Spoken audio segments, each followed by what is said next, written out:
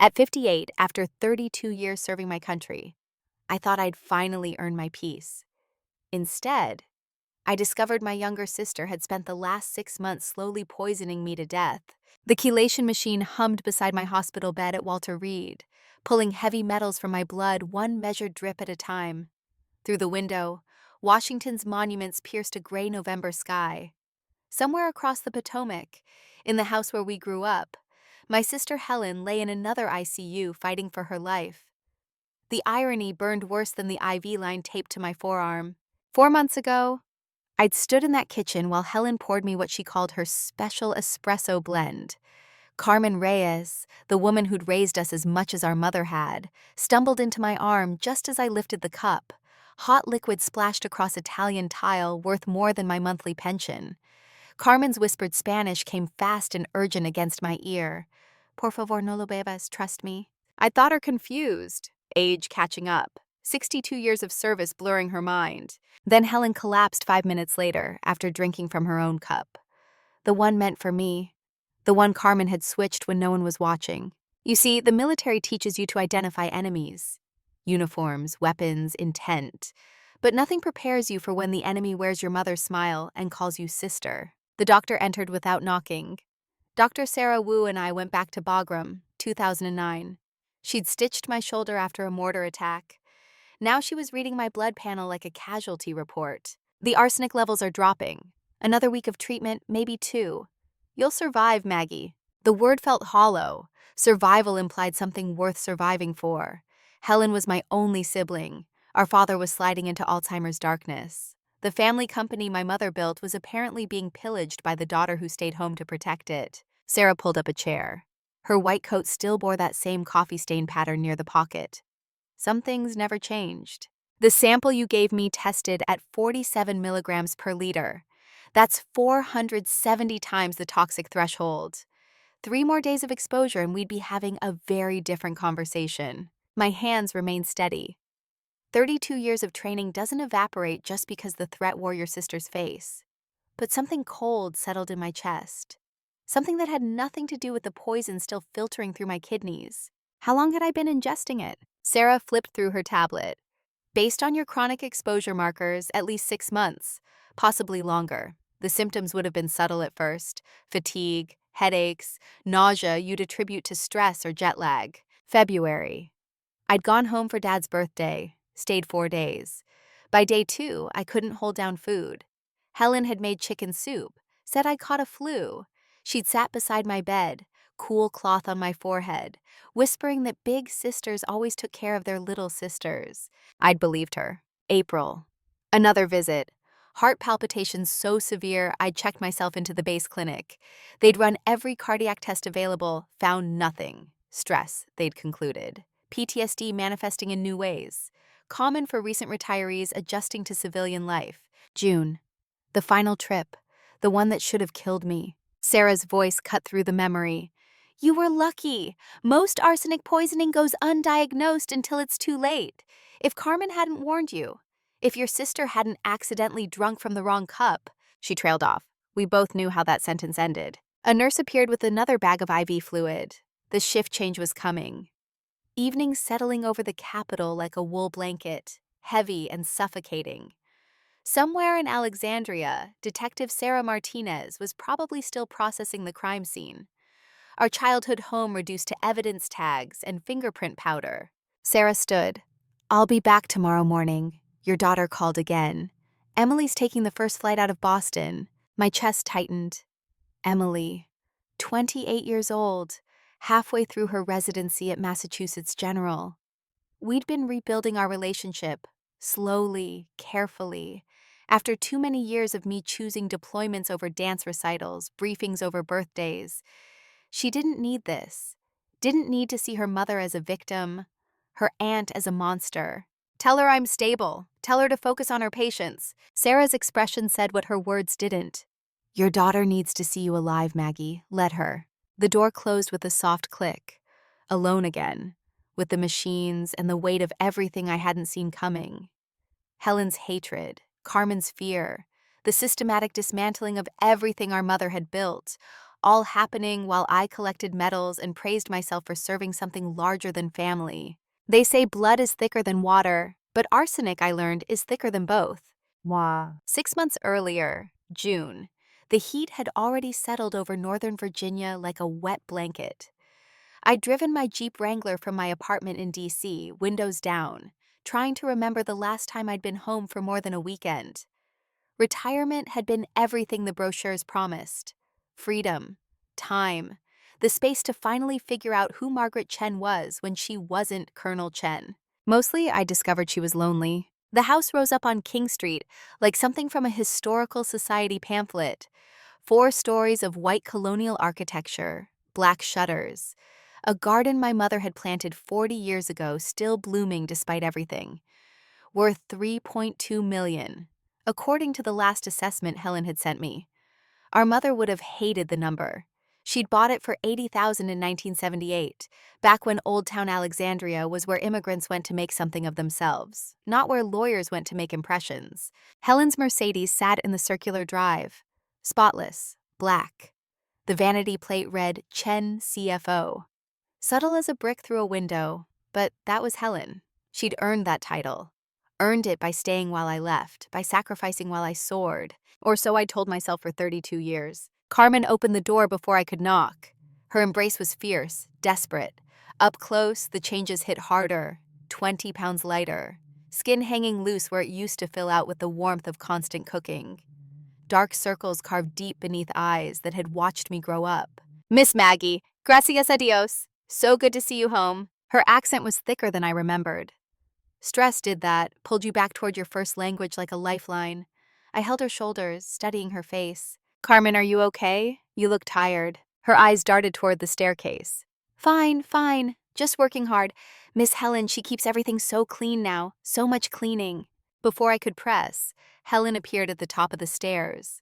Cream-colored Chanel suit, Louboutin heels, hair styled in those soft waves that probably required an hour and $200 at some Georgetown salon. She looked like she'd stepped out of a Fortune 500 boardroom, not her childhood home. Maggie, you made it! She descended with the practiced grace of someone who'd learned to move through rooms as though cameras were always watching. The embrace was perfect, the right duration, the right pressure, the right amount of perfume wafting between us. Chanel No. 5, our mother's signature scent. The appropriation felt like theft. You look so healthy. Military retirement must be treating you well. The words landed with the precision of a sniper round. I was wearing jeans and a navy Georgetown sweatshirt. No makeup. Hair still damp from the gym. Next to Helen, I looked like I'd rolled out of a barracks. You look amazing, Helen. Business must be good. Someone has to maintain the family legacy. She smiled. It didn't reach her eyes. Come in, come in. I've got everything set up in the study. We have so much to discuss. The house smelled different, cleaner somehow, more sterile. The organic chaos our mother had cultivated. Books piled on tables, photos covering every surface, the lived-in warmth of a home, had been replaced by something that belonged in Architectural Digest. Everything coordinated, everything curated, everything cold. Carmen disappeared toward the kitchen. I wanted to follow her, to ask what was really wrong, but Helen was already guiding me toward what used to be Dad's study. The transformation was complete. Dad's mahogany desk remained, but everything else screamed Helen. A glass bookshelf displaying business awards. Framed photos of Helen with Virginia politicians, CEOs, country club friends I didn't recognize. The computer setup looked like it cost more than my monthly pension. In the corner, a small wet bar stocked with bottles I couldn't pronounce. This is your office now? Dad doesn't work anymore. Can't, really. The Alzheimer's has progressed faster than we expected. As if I'd been part of any decisions. As if 3 phone calls a month and a birthday visit made me part of the we who dealt with reality. How bad is it? Helen settled behind the desk. Bad days and worse days. He knows who I am, usually. You might be more difficult. You've been away so long. The cut was surgical, precise, designed to wound without drawing visible blood. I'd learned long ago not to react to Helen's blade work. In the military, we have a saying, when someone tries to make you feel small, silence is not weakness. Silence is strategy. I took the chair across from her. The leather was new, expensive. Everything in this room announced success, control, power. Strange how the daughter who'd stayed home had acquired all the trappings of the daughter who'd left. Helen opened a leather portfolio. Inside, documents fanned out with post-it flags marking signature lines. Wellington Capital wants to buy the company. 12 million. They'll keep the Chen name, let Dad be an advisory consultant if he wants the dignity of a title. 12 million. Our mother had built Chen and Associates from nothing, one immigrant client at a time. Tax preparation, financial planning, estate management for people who spoke Mandarin, Cantonese, Korean.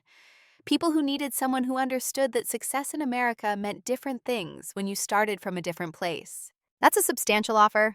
For someone on a military pension, perhaps. She aligned the papers with the edge of the desk. In the real business world, it's fair market value. The company has plateaued. Without significant capital investment or a major shift in strategy, we're looking at decline within 5 years. Why the urgency? Her fingers drummed once against the mahogany. Not urgency, practicality. Dad can't lead. You're not interested in business. That leaves me. And frankly, I'm exhausted. 34 years of holding this together. Maybe it's time I had a life too. The math was wrong. She was 61, had taken over operations when she was 27. But the sentiment was clear enough. Helen had paid her dues. Now she wanted out, wanted her reward. I flipped through this contract. Helen's signature already graced every page that needed it. Just 2 spaces remained empty. One for Dad, one for me. According to Mom's will, I owned 25%. Helen's smile could have cut glass. Yes, you got a quarter of everything by doing nothing. Poetic, really. Before I could respond, Carmen appeared with a silver tray. 3 glasses of iced tea, condensation already beating on the crystal. She set it down with hands that trembled just enough to notice. "Dinner in 1 hour," she murmured, then vanished. Helen took a glass. "So, I need your signature." "And Dad's, but that's a formality. His power of attorney grants me authority over business decisions. Has for 2 years now." "You didn't tell me that. You didn't ask." She sipped her tea. "You were busy. Defending freedom, collecting medals, living your dream." The contempt was there, just beneath the polite surface, like poison dissolving in morning coffee. Dad came down for dinner at 7. The shock of seeing him nearly broke my professional composure. The man who towered over my childhood had shrunk, shoulders curved inward, clothes hanging loose on a frame that had lost 20 pounds. His eyes, once sharp enough to spot a miscalculation on a tax return from across a room, now held that distant quality of someone watching the world through frosted glass. "Helen, who's our guest?" "It's Maggie, Dad. Your daughter, Maggie." He squinted at me. Confusion flickered, then recognition, then something like joy. "Maggie, my little soldier. When did you get home? Why didn't anyone tell me?" "I called last week, Dad. Said I'd be here today." He waved a hand dismissively. "I'm old. I forget things. But you're here now. That's what matters. Sit. Let's eat." Carmen had prepared beef Wellington, roasted vegetables, a wine that probably cost more than my grocery budget. The meal was impeccable. The conversation was torture. Dad asked me the same questions 3 times. Where was I stationed? When had I retired? Did I have a boyfriend? Each time I answered, he nodded as if hearing it fresh.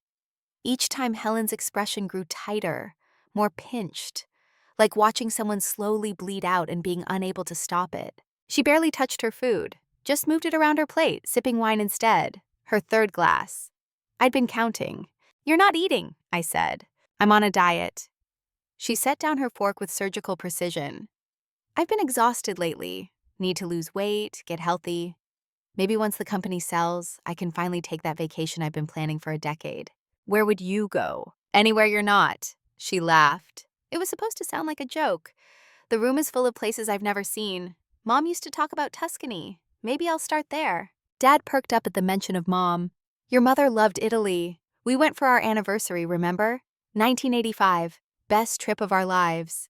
"That was France, Dad, and it was 1982. He frowned. "Are you sure?" "I'm sure." The defeat in his eyes hurt more than any wound I'd taken in combat. This was what Helen lived with every day. The slow erasure of the man who'd built empires with his mind. No wonder she wanted out. After dinner, Helen led me to the kitchen. The room had been modernized. Granite countertops, commercial-grade appliances, a espresso machine that looked like it belonged in an Italian cafe. On the counter, a digital scale. near the refrigerator, a small cabinet with a combination lock. When did you get so into coffee? She filled the machine's reservoir with filtered water. After Mom died, I needed something to control, I suppose. Coffee is precise, scientific, get the ratios right, and it's perfect every time. She smiled at me over her shoulder. You still take yours black? Yeah, I remembered. I remember everything about you, Maggie, every detail, even the ones you've forgotten about yourself. The machine hissed and gurgled. Helen pulled out an antique Wedgwood cup from the china cabinet, part of the set Mom had brought from Taiwan. She poured the espresso with the care of someone performing surgery. This is Ethiopian single origin, $80 a pound. You'll love it. She held the cup out. I reached for it. Carmen materialized from nowhere, carrying a stack of linen napkins. Her hip bumped my arm just as my fingers touched the porcelain. The cup tilted. Hot liquid splashed across the tile floor in a dark puddle that spread like blood. Dios mío, lo siento mucho. Carmen dropped to her knees, dabbing at the mess with the napkins. Her movements were frantic, desperate. When she looked up at me, fear radiated from every line of her face. Helen's voice could have frozen nitrogen. Carmen, that was $80 coffee. I'm so sorry, Miss Helen. I didn't see. Next time, watch where you're going. She turned to me. Let me make you another cup. No need, I'm actually not feeling great. Think I'll just have water. Helen paused, just for a second, her hand on the espresso machine handle. Then she nodded. Of course, you've had a long drive. Go rest. We can talk more tomorrow. But as I headed for the stairs, Carmen was still on the floor, wiping up coffee that had already been absorbed by her napkins. And she looked up at me one more time, her mouth forming words her voice couldn't risk. No lo bebas. Don't drink it. In that moment, 32 years of training kicked in. That feeling you get in a firefight when something's off, when the terrain looks wrong, when the civilian walking toward your convoy has his hands in his pockets wrong. Threat assessment, situational awareness, trust your gut. My gut said, listen to Carmen. I couldn't sleep. The guest room, my old bedroom, still held echoes of who I'd been before the uniform. Posters of fighter jets I'd dreamed of piloting. A shelf of medals from high school track. Photos of Helen and me, arms around each other, grinning at a camera like we'd never imagined a future where we'd be anything but sisters. At 11, I gave up on rest and crept downstairs. The house was dark except for a light spilling from Dad's old study. Helen's voice drifted out low and urgent. I paused at the doorway. The door was cracked open just enough. I told you it's handled. Maggie will sign. She always does what's expected when you frame it as family duty. Silence. She was on the phone. Dad's not a problem. I have full power of attorney. He'd sign away the house if I told him it was for his own good. She laughed. It wasn't a pleasant sound. The Alzheimer's has its advantages. More silence. No. Carmen won't be an issue. She's just the help. Who's going to believe a 62-year-old housekeeper over me? And after the sale closes, I'm letting her go anyway. Can't risk her telling Maggie about... She stopped abruptly. I held my breath. Look, once this is done, I'm free. 12 million minus debts, minus settlements, gives me about 8 million clear. Enough to disappear. Enough to finally live the life I should have had before I was trapped in this house playing nurse to dying parents. The casual cruelty of it hit like shrapnel. I backed away slowly, carefully, each step measured. Made it to my room without the floorboards betraying me, closed the door, leaned against it. My sister was planning something that involved getting rid of Carmen, something that required my signature, something that made her comfortable admitting she saw our father's deterioration as convenient. I pulled out my laptop, started searching. Wellington Capital, Alexandria, Virginia. Legitimate investment firm. Good reputation. Nothing suspicious. Chen and Associates recent reviews. A pattern emerged. Clients mentioning changes in service quality. References to the new management style. Miss Chen, meaning Helen, described as cold, impersonal, nothing like her father. I dug deeper. Public records, business filings, tax documents I probably shouldn't have been able to access, but could, thanks to a friend at Treasury who owed me a favor. There. A series of suspicious transfers over the past 4 years. Money moving from Chen and Associates operational accounts into what looked like consulting fees for a company called HCM Solutions. I searched that name. Registered in Delaware. Privacy registration. No public officers listed. But the registration date was 3 weeks after Helen took over as CFO. HCM Solutions. Helen C. Morrison was her full name, maiden name Morrison, before our parents married. My sister had created a shell company, was paying herself consulting fees, embezzling from the family business. How much? I tallied the transfers. Rough estimate, 1.8 million over 4 years. That's why she needed to sell now. Wellington Capital would require a full audit before closing. They'd find the theft. Helen needed the company sold and dissolved before anyone looked too closely, and she needed me to sign off on it. I sat back, staring at my laptop screen. The numbers glowed in the darkness like accusations. But that didn't explain Carmen's fear, didn't explain the desperation in her eyes, didn't explain the weird detail about Helen being exhausted, losing weight, not eating. Unless Helen was sick, unless something else was happening in this house that I wasn't seeing. I thought about the locked cabinet in the kitchen, the digital scale, the espresso machine that cost more than a decent used car. Helen's insistence that coffee was scientific, precise, about getting ratios exactly right. What ratios? My phone was in my hand before I'd fully formed the thought. A text to Sarah Wu, my doctor friend at Walter Reed. Hypothetically, if someone was experiencing chronic fatigue, weight loss, nausea, what would you test for? The response came surprisingly fast for almost midnight. Long list. Could be anything from thyroid to cancer to chronic exposure to toxins. Why? You feeling okay? Just a friend who's been looking rough. Thanks. I set the phone down, stared at the ceiling, tried to assemble pieces that didn't quite fit. Helen was embezzling. Helen wanted to sell the company. Helen wanted me to sign. Helen wanted Carmen gone. Helen was obsessed with precision in coffee preparation. Helen had a locked cabinet. Helen had barely eaten dinner. Helen had handed me a cup of expensive coffee that Carmen had desperately prevented me from drinking. The pieces rotated in my mind, clicked, locked into place. No, that was insane. But Carmen's voice whispered through my memory. No lo bebas. Don't drink it. And Helen's voice. You still take yours black? I remember everything about you, Maggie, every detail. I got out of bed, went to the window, looked out at the garden where Helen and I used to play, where we'd built a treehouse when I was 10 and she was 13, where she'd protected me from bullies, taught me to read, promised that sisters always took care of each other, that Helen wouldn't hurt me, but that Helen had disappeared somewhere between 1985 and now. The woman downstairs was someone else, someone who saw Dad's dementia as convenient, who was stealing from the company our mother built, who was planning to discard Carmen like trash. What else was she capable of? In the military, we're taught a principle. Hope for the best, plan for the worst. Assume your enemy is smarter, better prepared, more ruthless than you think. Ruthless. What if my enemy was family? Bah.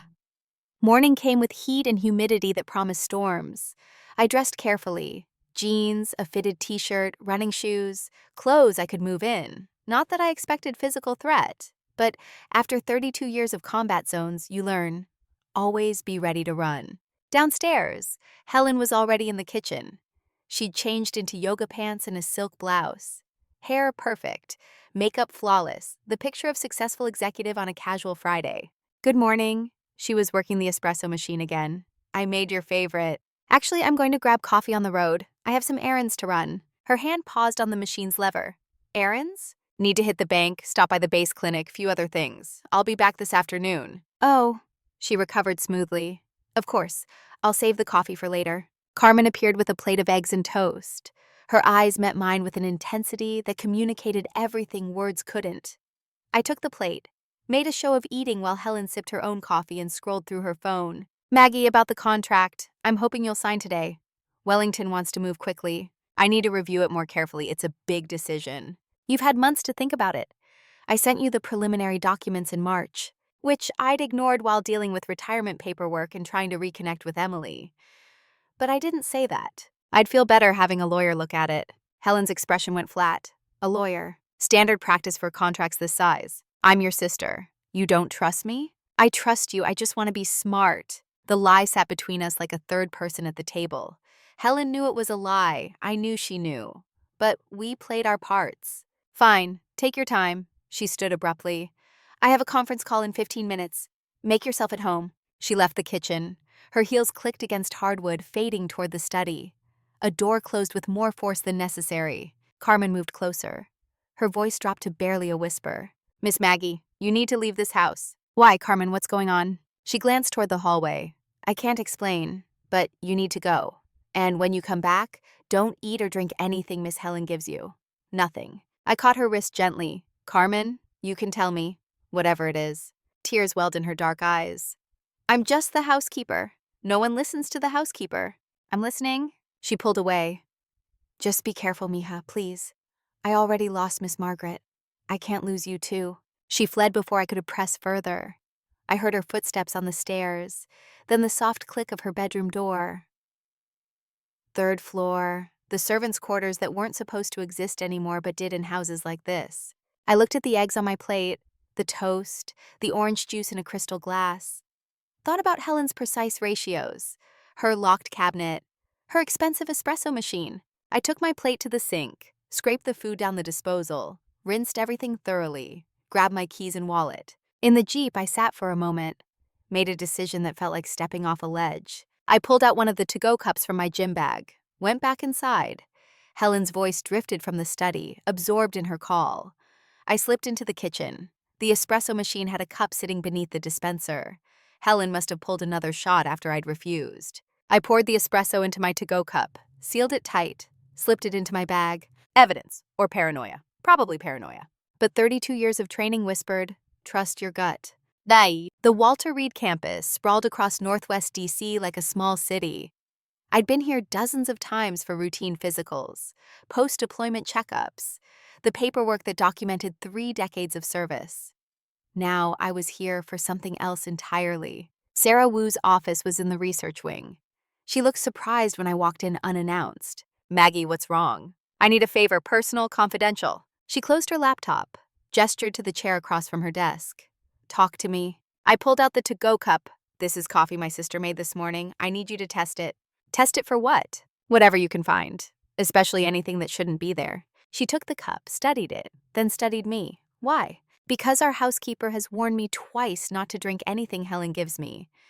Because Helen is exhibiting behavior that suggests she's planning something. Because I found evidence she's been embezzling from the family company. And because I'm starting to think my sister might be trying to hurt me. Saying it out loud made it real. Sarah's expression shifted from concern to alarm. Hurt you how? I don't know, maybe I'm crazy. Maybe 32 years of looking for threats has made me see them everywhere. But Carmen is terrified, and Carmen has known me since I was 8 years old. If she says don't drink, I'm not drinking.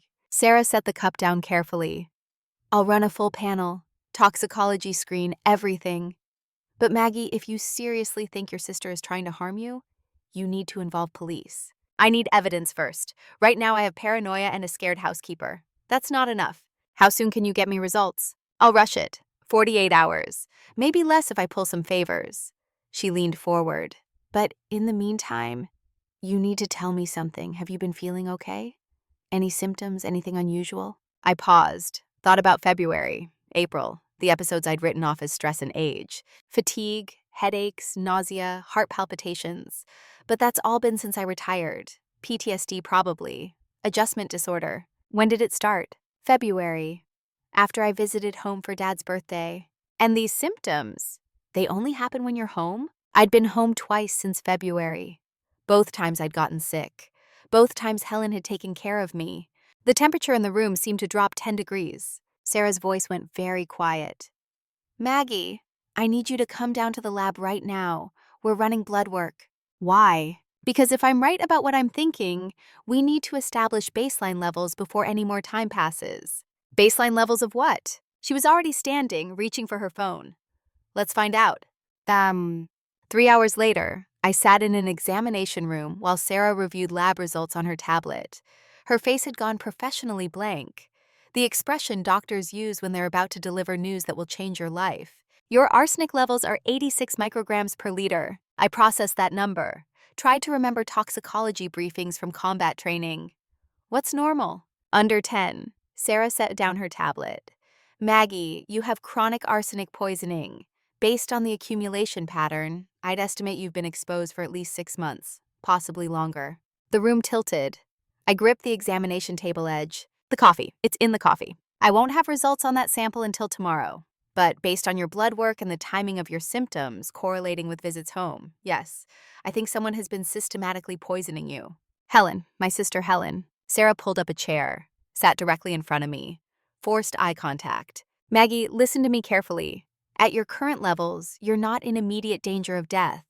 But if you'd continued exposure for another 2 to 3 weeks, we'd be looking at organ failure, liver, kidneys, possibly cardiac arrest.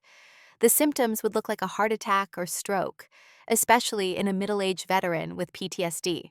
It would look natural. It would look natural. The pieces locked into place with the finality of a weapon being loaded. Helen needed me to sign the contract, but she also needed me gone, dead, ideally, because a dead sister couldn't ask questions about embezzlement, couldn't contest the sale, couldn't interfere with Helen's escape plan. How long would it take for me to die, I mean? At the dosage I'm inferring from your accumulation pattern, another month. Maybe 6 weeks. You'd get progressively weaker, more confused. Eventually you'd collapse. By the time anyone got you to a hospital, the damage would be done. But I didn't drink the coffee this week. Sarah nodded slowly. Which means your sister is probably starting to realize her plan isn't working, which makes you more dangerous to her. I need to call the police. Yes, immediately. She handed me her phone. I already started the paperwork for a mandatory report. When poisoning is suspected, I'm legally required to notify authorities. Wait, my mind raced through tactical considerations. Helen doesn't know I suspect. She thinks I'm just being careful about the business contract. If police show up now, she might destroy evidence. The locked cabinet, whatever she's been using. So what do you suggest? Give me the test results on the coffee first. Get me something concrete. Then I go back with police and we catch her with everything in place. That's risky. I've done riskier. Not with family. The words hung between us. Not with family. Because family was supposed to be the safe place. The bunker you retreated to when the world got too hard. The people who held your hand in hospitals and celebrated your victories and mourned your losses. Family wasn't supposed to measure out poison and watch you die. I stood. My legs felt steady. Good, I'd need that. Run the coffee test. Call me the second you have results. I'm going back to Alexandria to get Carmen out of that house. Maggie, she's in danger, Sarah. Helen mentioned firing her after the sale closes. But now that I'm not dying on schedule, Helen might decide Carmen is too much of a liability. Where will you take her? Somewhere safe. Then I'll decide next steps. Sarah grabbed my arm. Be careful. People who are willing to poison family members are capable of anything. I know I've been hunting people capable of anything for 3 decades. The difference was those people had worn different uniforms, spoken different languages, made themselves obviously other. Helen wore our mother's pearls and signed family Christmas cards, and made espresso with $80 beans and smiled while measuring out death in calibrated drops. That was a different kind of enemy entirely. I was back in Alexandria by late afternoon. The Jeep felt too exposed parked in the driveway, so I left it 2 blocks away and approached on foot. Recon first, assessment, then action. The house looked the same, perfect exterior hiding rot within. Maybe that was true of everything. Maybe all the beautiful facades just concealed how broken we were underneath. I didn't go through the front door. Instead, I circled to the back, to the garden entrance near the kitchen. Through the window, I could see Carmen at the sink washing vegetables. Helen was nowhere visible. I tried the door locked, tapped on the glass. Carmen's head whipped around. Fear washed over her face, then relief. She hurried to unlock the door. Miss Maggie, you came back. I was afraid. We need to talk privately. Where's Helen? Out? Meeting with lawyers about the sale. She won't be back until evening. Good. Carmen, I need you to show me something. The locked cabinet in the kitchen. She went pale. Miss Maggie, I don't have the key. We don't need the key. I went to the cabinet. It was a small steel safe built into the wall, hidden behind a decorative panel. Combination lock. I studied it, thought about Helen, about her need for control, precision, perfection. Our mother's birthday. The combination was 8 digits. I tried it. 03 of 15, 1947. The lock clicked open. Inside was a world of nightmare rendered in laboratory precision. A brown glass vial labeled Arsenicum Album 200C, but the liquid inside was too clear, too viscous for homeopathic dilution. A set of pipettes marked in milliliter graduations, a digital scale accurate to 1/100th of a gram, and a black notebook. I pulled out the notebook with hands that had diffused bombs, but somehow trembled now. The first page was dated February 10th. the day before Dad's birthday, the day before I'd arrive for my visit. Project M. Initial test. Subject: Margaret Chen, 58, healthy, approximately 145 pounds. Objective: gradual accumulation to toxic threshold over 4 to 6 month period. Method: arsenic trioxide dissolved in espresso, delivered morning and evening when subject is visiting. Hypothesis: symptoms will mimic stress-related illness. Death will appear natural. I stopped breathing, had to consciously restart. The next page's detailed dosages, observations, adjustments. Helen had documented my murder with the care of a scientific experiment. February 12th, 2 drops morning coffee. Subject showed mild fatigue by afternoon. February 13th, 3 drops morning coffee. Subject complained of headache, gave aspirin to maintain cover. February 14th, 2 drops morning, 2 drops evening. Subject nausea. Too fast? Reduce dosage to allow recovery between visits. April 9. Subject returned. Begin increased dosage. 4 drops morning coffee. Subject appeared unaware. Carmen knocked over coffee. Suspicious? Monitor household staff. April 10. 4 drops morning. Subject cardiac symptoms. Excellent. Mimics stress-related issues. Subject went to base clinic. Results negative. Perfect cover maintained. April 12. Subject departed. Continue accumulation strategy. Next visit will increase to 6 drops per serving. June 8th. Subject arriving today. Final phase. 8 drops per serving, twice daily for 4 days. Should achieve toxic threshold. Organ failure expected within 2 to 3 weeks post-visit. Will present as natural heart attack/stroke in middle-aged female veteran. June 9. Problem: Carmen deliberately spilled coffee. Twice. She knows. Must deal with her after subject's death. Cannot risk exposure. June 10. Subject refused coffee this morning, claimed stomach issues is suspicious. Subject left house for several hours. Unknown destination. Situation potentially compromised. The entries stopped there. Today was June 10th. Helen had written this last entry this morning, after I'd left with the coffee sample. Carmen was crying, silent tears streaming down her weathered face. She'd known, she'd tried to warn me, and she'd been terrified that no one would believe her. How long have you known? Since April, she whispered. I saw her. Early morning, she thought I was asleep, but I wake at 5 to start breakfast. I saw her put something in your coffee cup, counting drops. So careful, like a scientist. Why didn't you call police? Miss Maggie, who would believe me? A housekeeper, immigrant, no papers. Against Miss Helen? Rich, educated, respected? She wiped her eyes. I thought maybe I was wrong. Maybe I saw wrong. But then you got sick. And sick again. And I knew. You saved my life. She looked at me with eyes that had seen too much suffering. You and Miss Helen, I raised you like my own daughters. When Miss Margaret died, I promised her I would take care of her girls. Both of you. She grabbed my hands. What happened to Helen? What made her so angry? I didn't have an answer. Or maybe I did, but it was too painful to say out loud. 34 years of staying while I left. 34 years of sacrifice while I soared. 34 years of being invisible while I collected medals and accolades.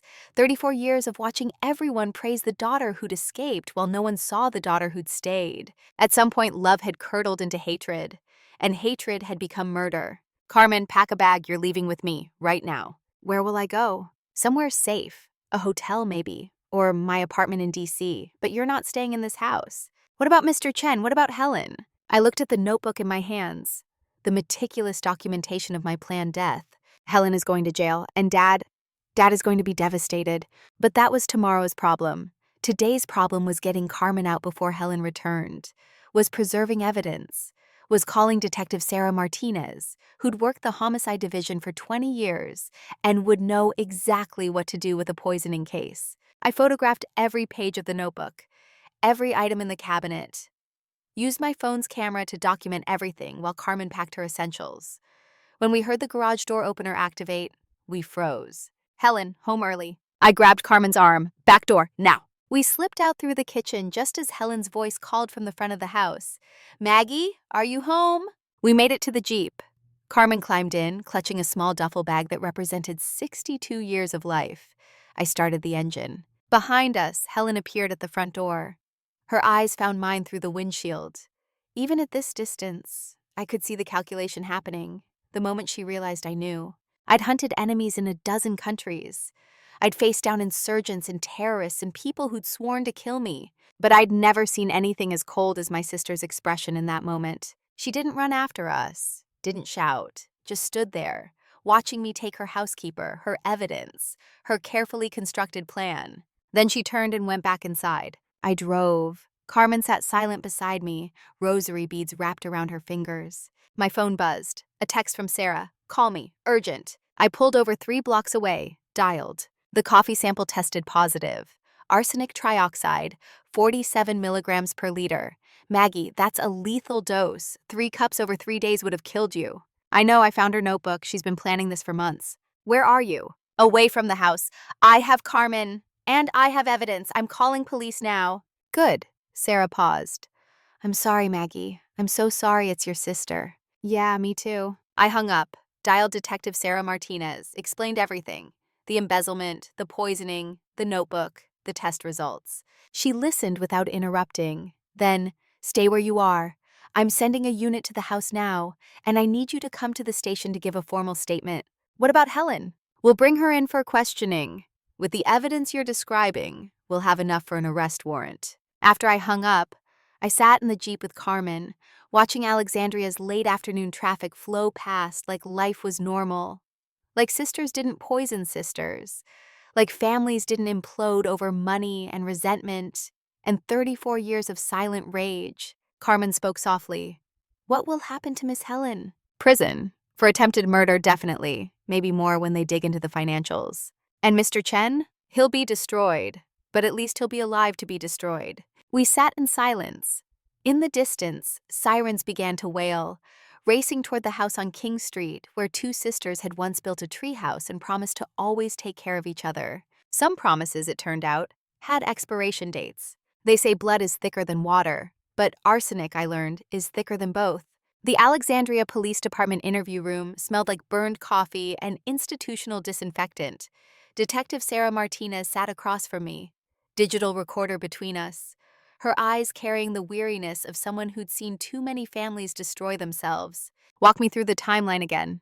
From the beginning, I told the story twice already. Once to the responding officers, once to her partner. Now a third time for the official record.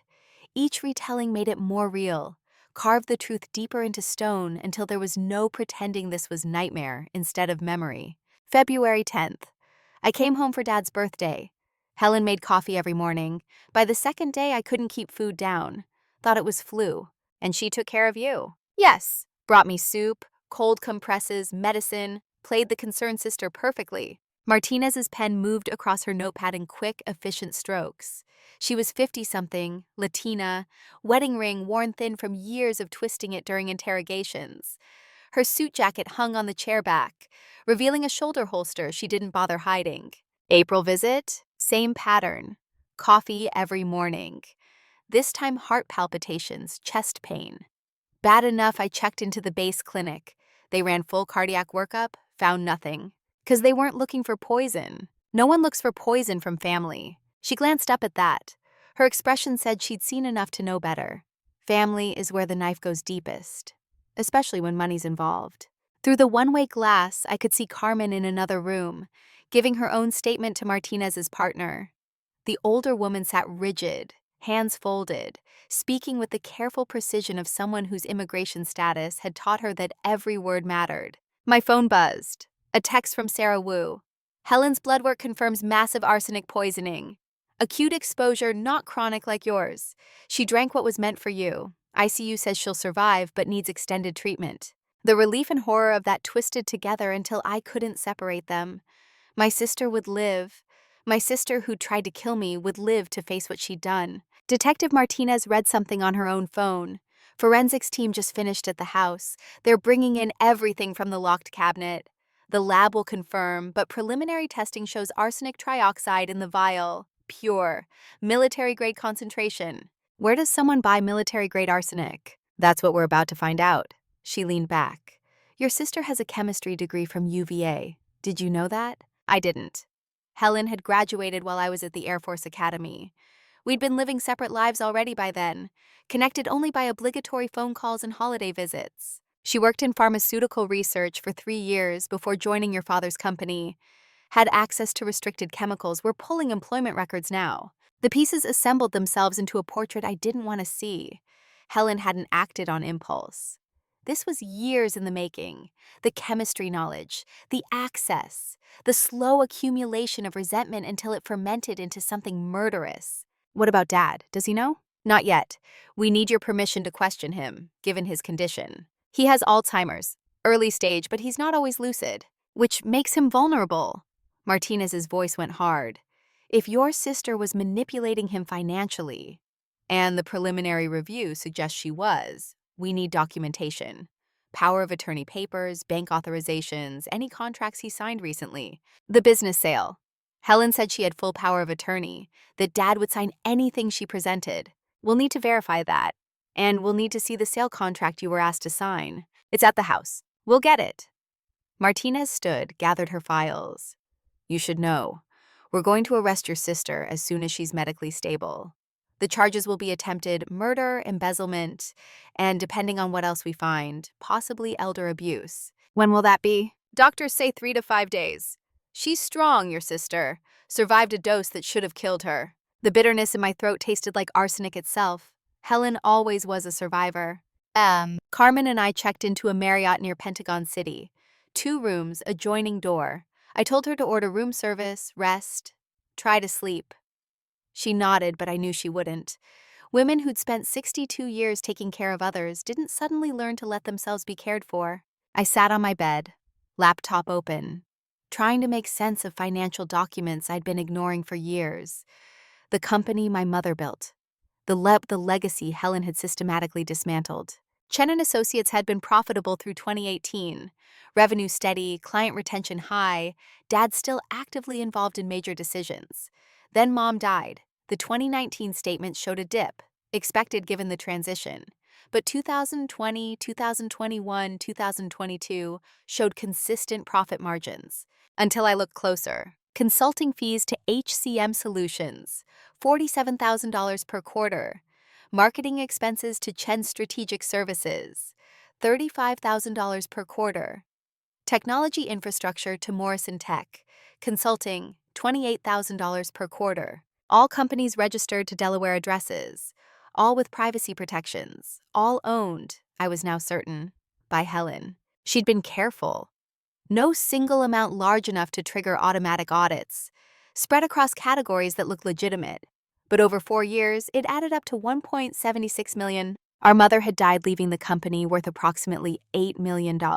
Dad owned 51%, Helen 24%, me 25%. The sale offer was $12 million, a significant increase. Except it wasn't real growth. Helen had inflated the company's apparent value through creative accounting, while simultaneously draining actual assets. Wellington Capital would discover this during due diligence. The sale would collapse. Helen would face fraud charges, unless I was dead before the audit began. A dead sister couldn't raise questions. A grieving family would push the sale through quickly. Dad's Alzheimer's would provide cover. By the time anyone discovered the theft, Helen would have her money and be long gone. My phone rang. Emily. Mom, I just landed. Where are you? The Marriott Pentagon City, room 847. I'm coming now. Don't argue. 20 minutes later, my daughter stood in my hotel room doorway. She'd inherited her father's height, my bone structure, and a determination that had carried her through medical school, despite having a mother who'd missed most of her childhood. She hugged me without speaking, held on longer than necessary. When she pulled back, tears streaked her face. Aunt Helen tried to kill you. Yes. With poison. Yes. For 6 months. Yes. Emily sank onto the bed, processed this with the clinical detachment they taught in medical school. Sarah Wu sent me the lab results. The dosing pattern suggests Helen understood pharmacokinetics. She knew exactly how long arsenic takes to accumulate, what symptoms to expect, how to keep you below the threshold of obvious toxicity. She wanted it to look natural. It would have. Middle-aged veteran, recent retiree, history of combat stress. Heart attack at 58 would raise eyebrows, but not suspicions. She stared at her hands. I can't believe Aunt Helen would do this. She taught me to ride a bike. She came to my high school graduation when you couldn't. The unspoken accusation hung between us. When you chose not to. We'd been working through that, slowly rebuilding after years of my deployments creating distance.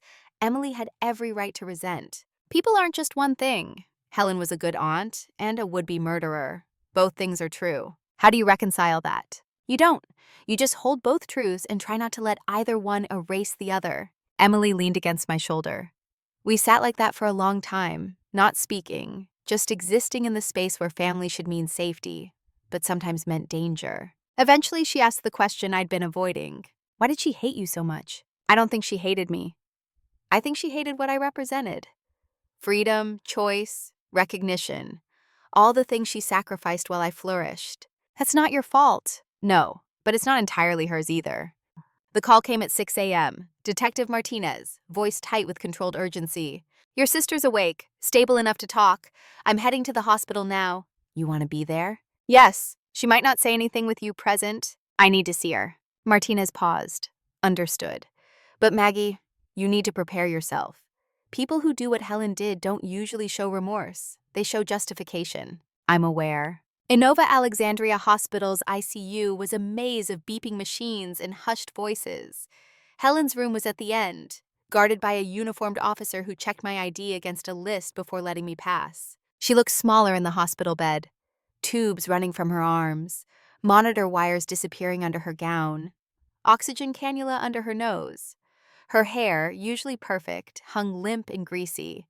Without makeup, she looked her 61 years plus 10 more. But her eyes were clear, sharp, calculating. Detective Martinez stood by the window, notebook ready. A nurse checked vitals and left. Helen's gaze found me. No surprise, no fear, just a weary recognition that the game was over. You figured it out. Carmen saved me. She laughed. It came out as a wheeze. Of course she did. Loyal Carmen, always protecting everyone.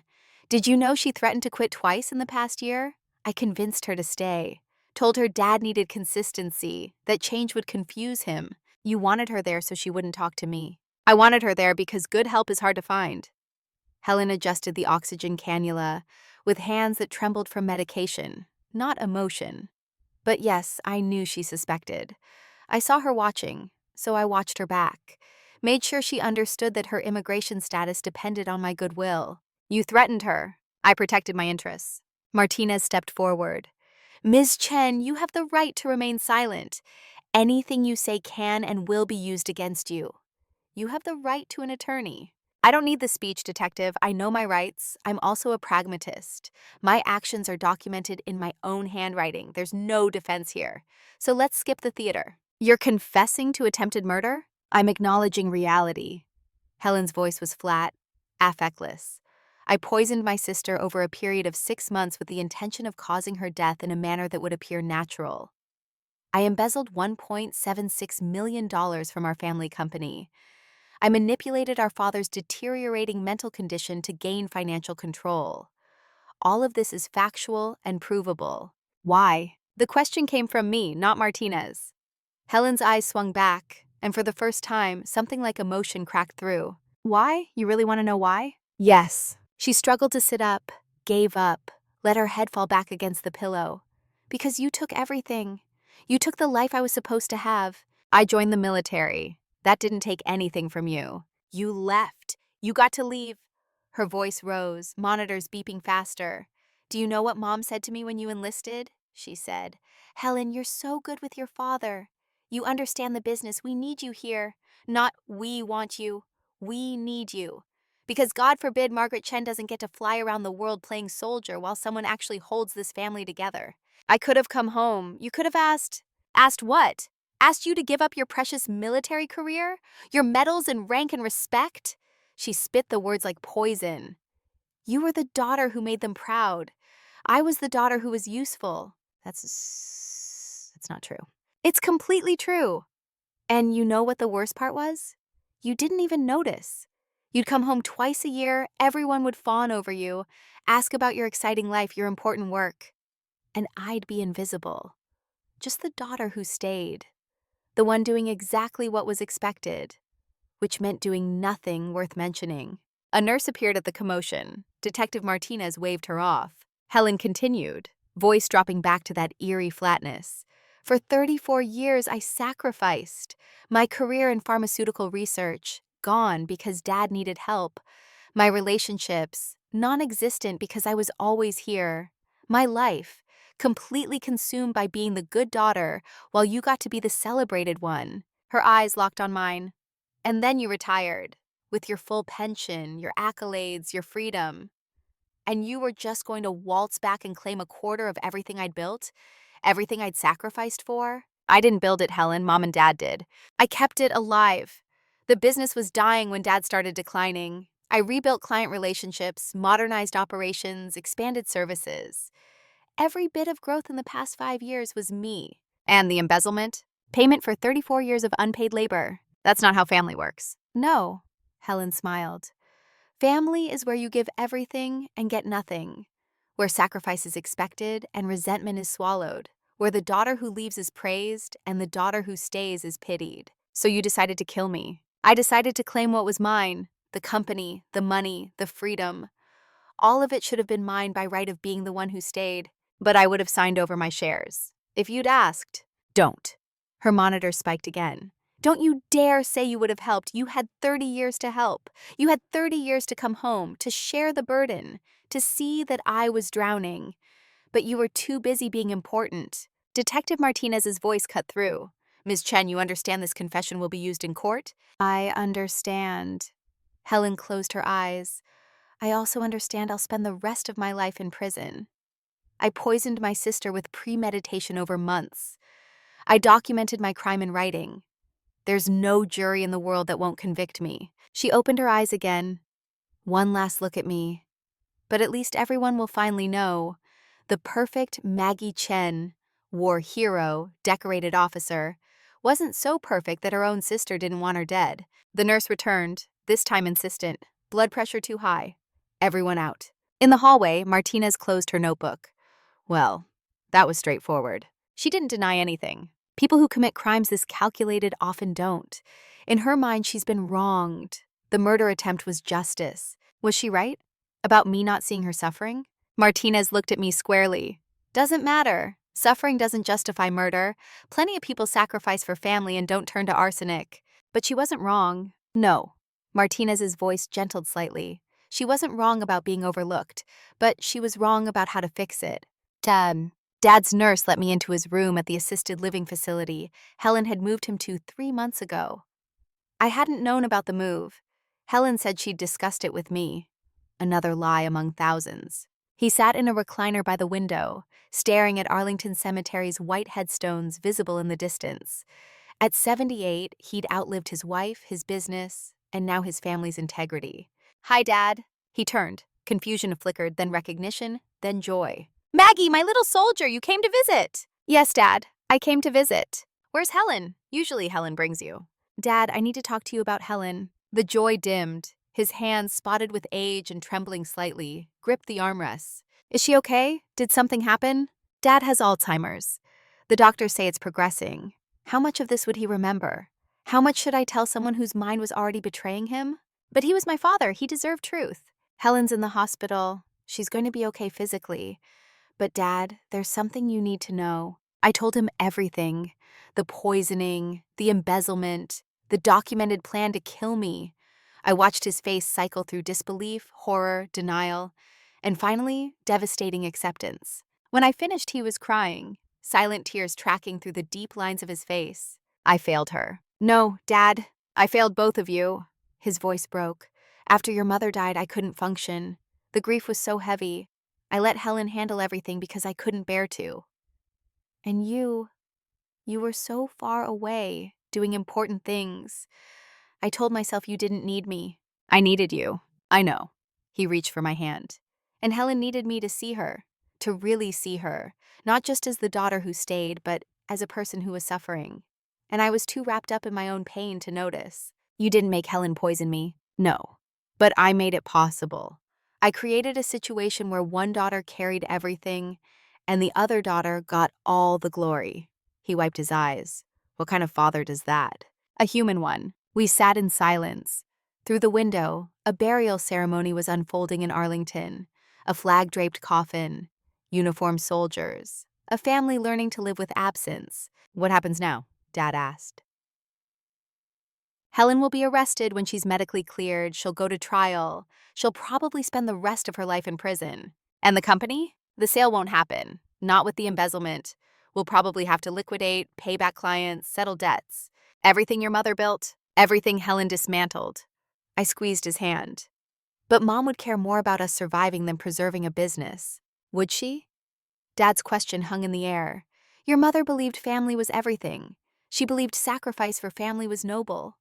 Maybe that belief is what broke Helen. The thought hit like a punch. Our mother's emphasis on family duty, on sacrifice, on the daughter who stays, had that created the prison Helen eventually tried to murder her way out of? I don't have an answer, Dad. Neither do I. He leaned back, suddenly looking exhausted. I used to think I understood my daughters. Maggie the warrior, Helen the caretaker. Such simple roles, such clear identities. We were never that simple. No, no one is. He closed his eyes. When you visit Helen in prison, tell her I'm sorry. I'm not sure I'll visit. You will. You're too good not to. That's why you left. Because you couldn't stand to stay in one place doing one thing, and that's why you'll visit. Because you can't stand to abandon family completely. He knew me too well. The preliminary hearing was held in Alexandria Circuit Court 3 weeks later. Helen, out of the hospital but still weak, sat beside a public defender she'd requested. No expensive attorney, no fight, just quiet acceptance of consequences. The prosecutor laid out the case, the arsenic, the notebook, the medical evidence, the embezzlement, 4 months of documented premeditation. The judge, a Black woman in her 60s named Reginald Waters, reviewed materials with the grim expression of someone who'd seen every variation of family destruction. Ms. Chen, you understand the charges against you? Helen stood, wavering slightly. Yes, Your Honor. Attempted murder in the first degree. Embezzlement. Elder abuse. How do you plead? Guilty to all charges. A murmur rippled through the courtroom. The prosecutor looked surprised despite having Helen's confession on record. Even with overwhelming evidence, people usually tried to fight. Your Honor, her lawyer attempted. I'd like to request a psychiatric evaluation. No. Helen's voice was firm. I'm not mentally ill. I made calculated decisions over an extended period. I knew what I was doing was wrong. I did it anyway. Judge Waters leaned forward. You understand that pleading guilty to these charges carries a potential sentence of life imprisonment. I understand. And you're refusing psychiatric evaluation that might provide mitigating circumstances? I'm refusing to hide behind excuses. I poisoned my sister because I wanted her dead and wanted her money. That's murder for profit. I deserve whatever sentence you impose. The courtroom fell silent. Emily sat beside me in the gallery, hand gripping mine. Carmen was there too. And Dad, though I wasn't sure how much he'd comprehend or remember. Judge Waters studied Helen for a long moment. In 30 years on the bench, I've seen a lot of remorse. Some real, most performed. You're not showing remorse, Ms. Chen. You're showing resignation. Because remorse would be self-serving, Your Honor. Helen's voice remained steady. I can't undo what I did. Saying I'm sorry doesn't return the 6 months of terror my sister experienced. Doesn't restore the money I stole. Doesn't heal my father's heartbreak. So what are you showing? Acceptance. I did terrible things for terrible reasons. Now I face terrible consequences. That's appropriate. Judge Waters made notes. Sentencing will be scheduled for 6 weeks from today. Until then, Ms. Chen, you'll be held without bail at Alexandria Detention Center. Psychological evaluation will be conducted regardless of your preferences, as the court requires it for sentencing considerations. The bailiff moved forward. Helen stood, hands already behind her back for cuffing. Before they led her away, she looked back at me. Our eyes met across the courtroom. Everything I wanted to say, the accusations, the questions, the grief, lodged in my throat. She mouthed 2 words, I'm sorry. Then she was gone, led through a side door toward whatever future waited for poisoners and embezzlers and sisters who'd crossed lines that couldn't be uncrossed. Emily whispered against my shoulder. Do you believe her? I don't know, maybe she's sorry she got caught. Maybe she's sorry she did it. Maybe both. Does it matter? I thought about that. About whether Helen's regret changed anything about the arsenic in my blood. The terror Carmen endured, the company destroyed, the family shattered. No, It doesn't matter. Sorry doesn't raise the dead, and I was supposed to be dead. That evening, Emily and I sat in my DC apartment. She'd taken family leave from her residency, insisted on staying with me through the initial aftermath. We ate Thai takeout and avoided talking about Helen until we couldn't anymore. Will you really visit her in prison? I don't know. Part of me wants to. Part of me never wants to see her again. Which part is winning? Neither. They're in a stalemate. I set down my pad thai. She tried to kill me, methodically. Over months. That's not something you just forgive. But she's still your sister. Is she? I'm not sure sisterhood survives attempted murder. Emily picked at her food. When I was 14, Aunt Helen took me shopping for my first formal dress. Remember? You were deployed in Afghanistan. Helen spent the whole day with me, trying on dresses, getting my hair done, teaching me how to walk in heels. I remember you sent me photos. She was so patient, so kind. She made me feel special, like I mattered. Emily's eyes filled. How do I reconcile that woman with the one who poisoned you? You hold both truths, that's all you can do. That's what you said before. But how? How do you actually do it? I didn't have a better answer. Maybe you just make space for complexity. Maybe you accept that people aren't stories with clear arcs. We're contradictions. Helen was a good aunt and a murderer. Both things existed in the same person. Dad called it earlier. He said we made up simple roles for each other. Maggie the warrior, Helen the caretaker. But those weren't real people. They were masks we wore until the weight of them became unbearable. Is that why she broke? Part of it. She broke because she was carrying too much alone. She broke because no one saw her struggling. She broke because society tells women that sacrifice is noble and then ignores them for doing exactly what was expected. That's not your fault. No, but it's not entirely hers either. We all participated in the system that ground her down. The difference is most people in that situation don't turn to murder. Emily set her food aside. Mom, are you okay? Really okay? Physically, yes. The chelation therapy worked. My organ function is normal. I'll need monitoring for a few years, but I should recover fully. That's not what I meant. I know. I pulled her close. Emotionally, I'm a mess. My sister tried to kill me. That's not something you process quickly. But I'll survive. Surviving is what I do. You did more than survive, Mom. You figured it out. You saved yourself. Carmen saved me. You listened to Carmen. You trusted your instincts. You got evidence. A lot of people would have died because they couldn't believe family could be that dangerous. Maybe I believed it because I've been in danger so long. When you've survived combat, you learn that threats don't always announce themselves. Sometimes they smile at you. Sometimes they pour you coffee. We sat together as night settled over DC. Outside, the city hummed with life. Inside, we existed in the strange space after disaster but before healing. The between place, the waiting room. My phone buzzed. A text from Sarah Wu. Final blood work looks good. You're clearing the arsenic faster than expected. Your body knows how to fight poison. Literally. I showed Emily. She smiled through tears. Looks like the warrior in you extends to cellular level. Maybe. Or maybe I'm just stubborn. Definitely stubborn. She hugged me, like mother, like daughter. What?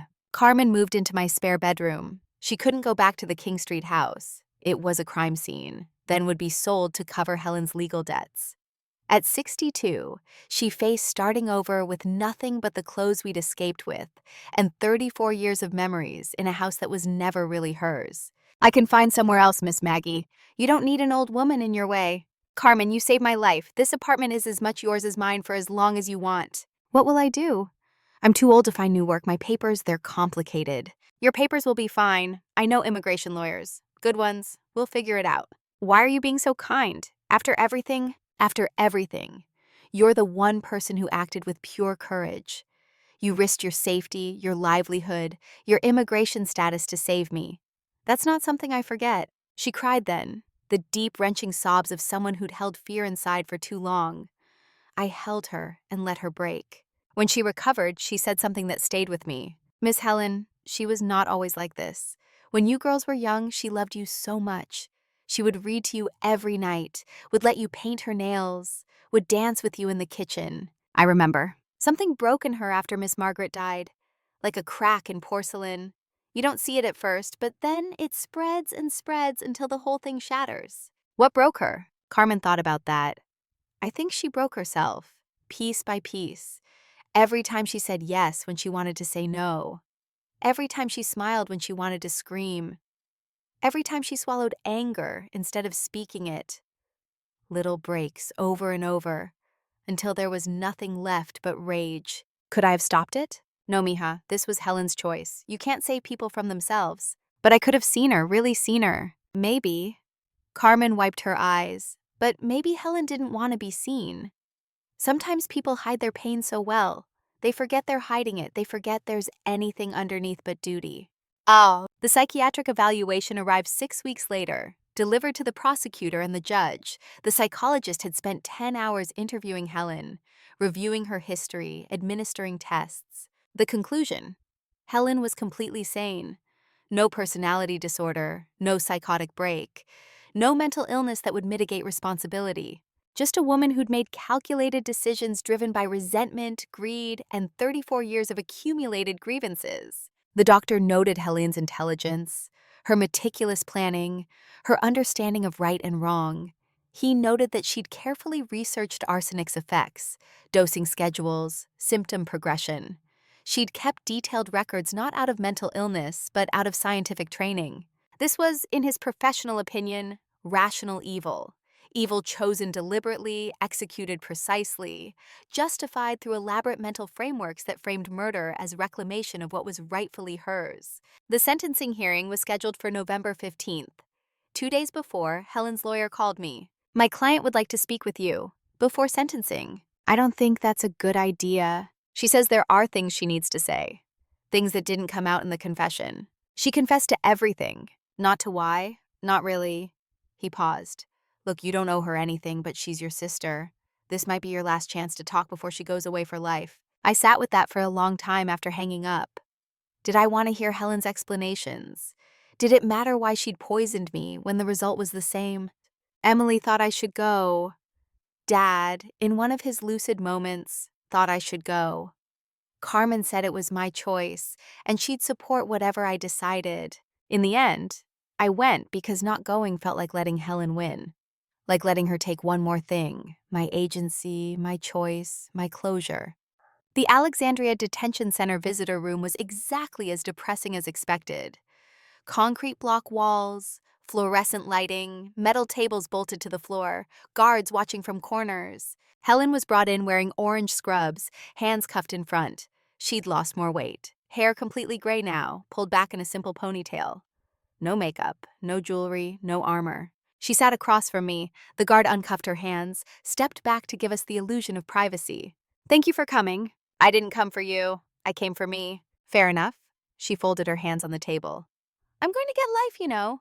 The prosecutor is pushing for life without parole. Judge Waters will probably give it to me. You earned it. I did. No argument there. She looked at me directly.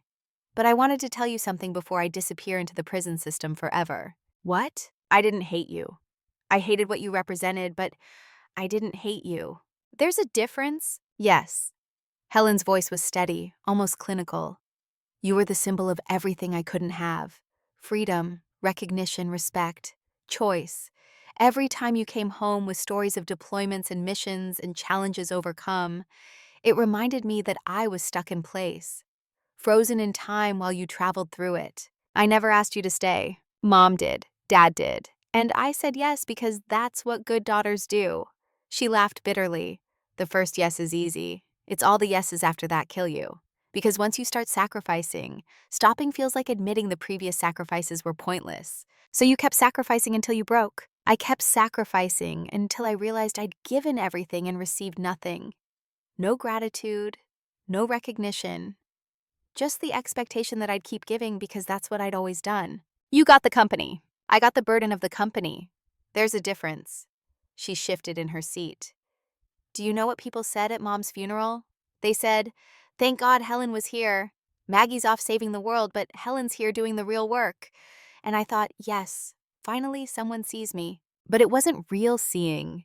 It was just acknowledging my usefulness, like praising a tool for working properly. I didn't know you felt that way. I know that's part of the problem. I never told you. Never told anyone. Because good daughters don't complain. Good daughters don't resent their families. Good daughters sacrifice silently and smile while doing it. When did silence become poison? Helen met my eyes. About 3 years after Mom died, I was handling Dad's care, running the company, dealing with his declining faculties. You called one day, talking about some award you'd received. You sounded so happy, so fulfilled. And I realized I hadn't felt happy in years. That's when I started researching arsenic. Not seriously at first, just curiosity. How would one poison someone? How long would it take?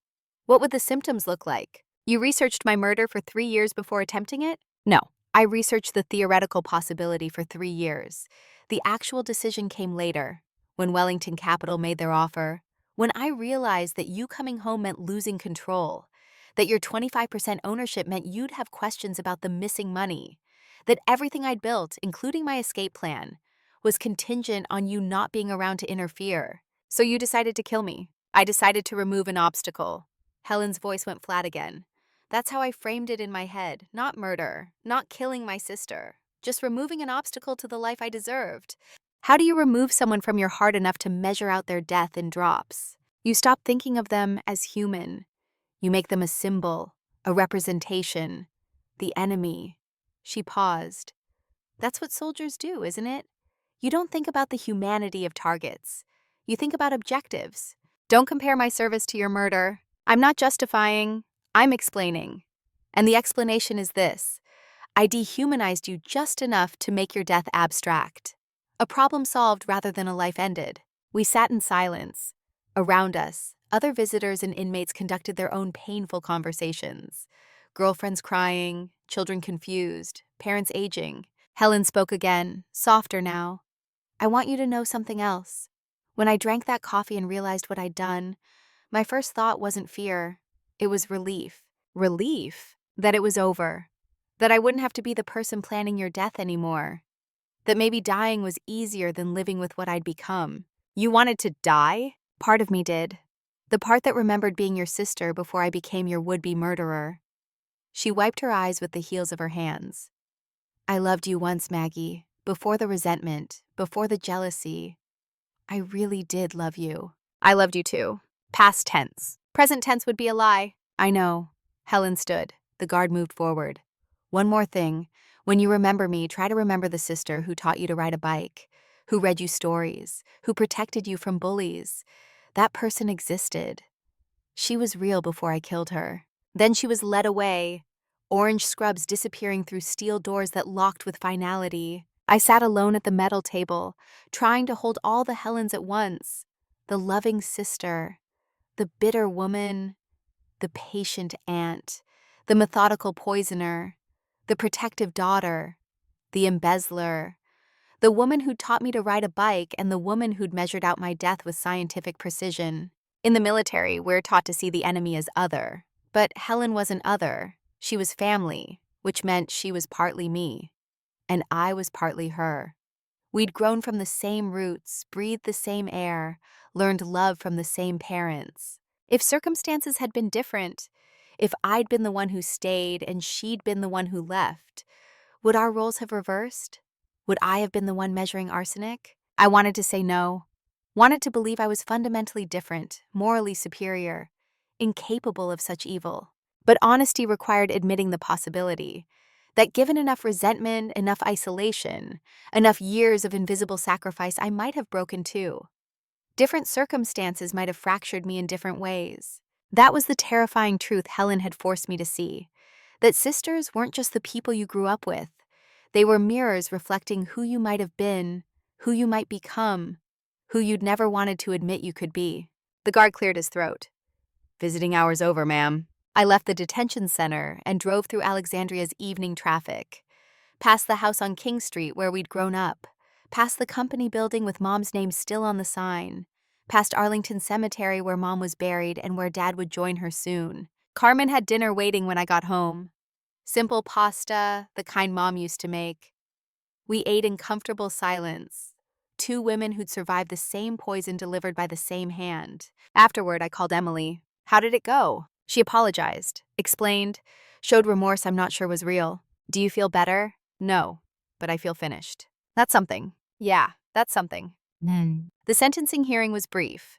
Judge Waters reviewed the case, Helen's confession, the psychiatric evaluation, victim impact statements from me, Carmen, and Dad. Then she delivered the sentence with the gravity of someone who understood she was speaking words that would define a life.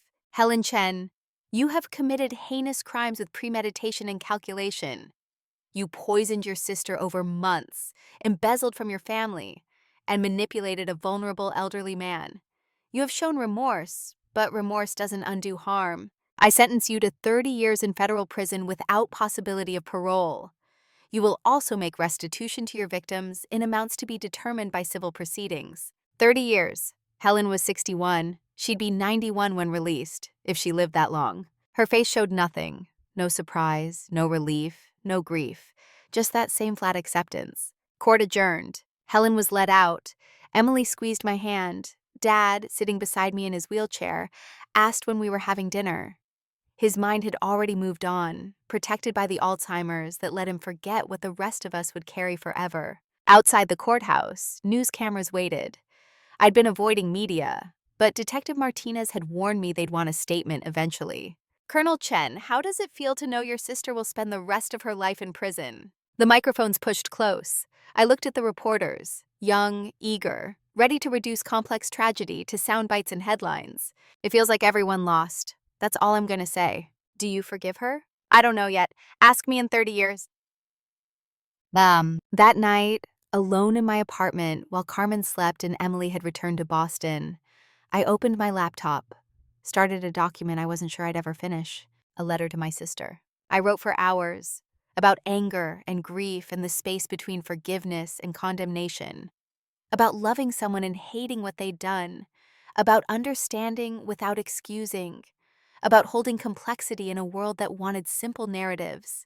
I wrote about the sister who'd braided my hair and the sister who'd poisoned my coffee, about the years of sacrifice I'd ignored and the years of service I'd prioritized, about all the conversations we'd never had, and all the words we'd never spoken until they crystallized into arsenic. I wrote until sunrise, painted my windows gold. Then I saved the document, closed my laptop, and decided tomorrow would be soon enough to figure out what came next. For tonight, I'd survived.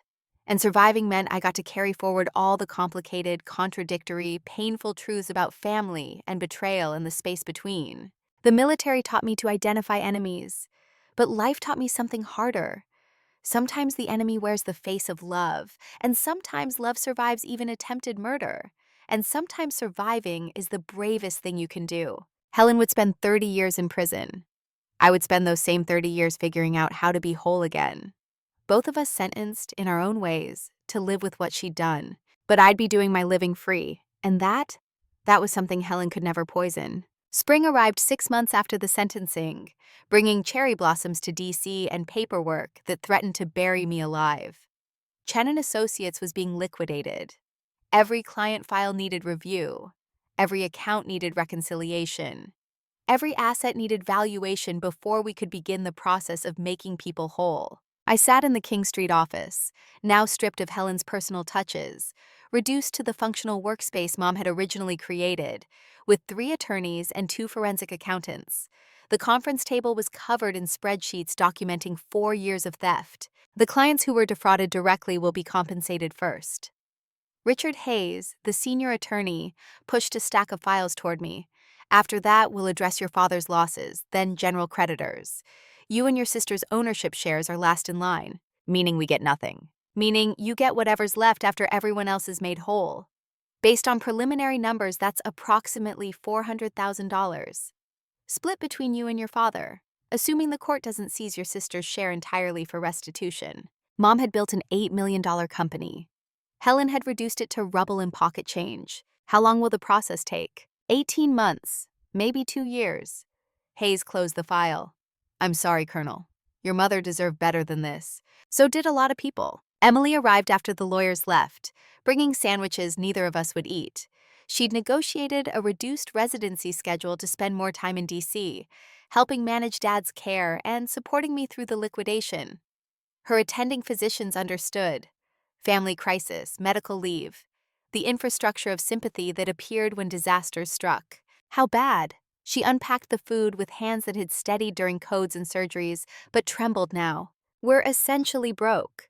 Dad's assisted living is covered by his investments, thank God. But the company's gone. Everything Mom built is being sold off to pay for Helen's crimes. What about you? Your apartment, your pension? My pension is fine. Military doesn't care about my sister's felonies.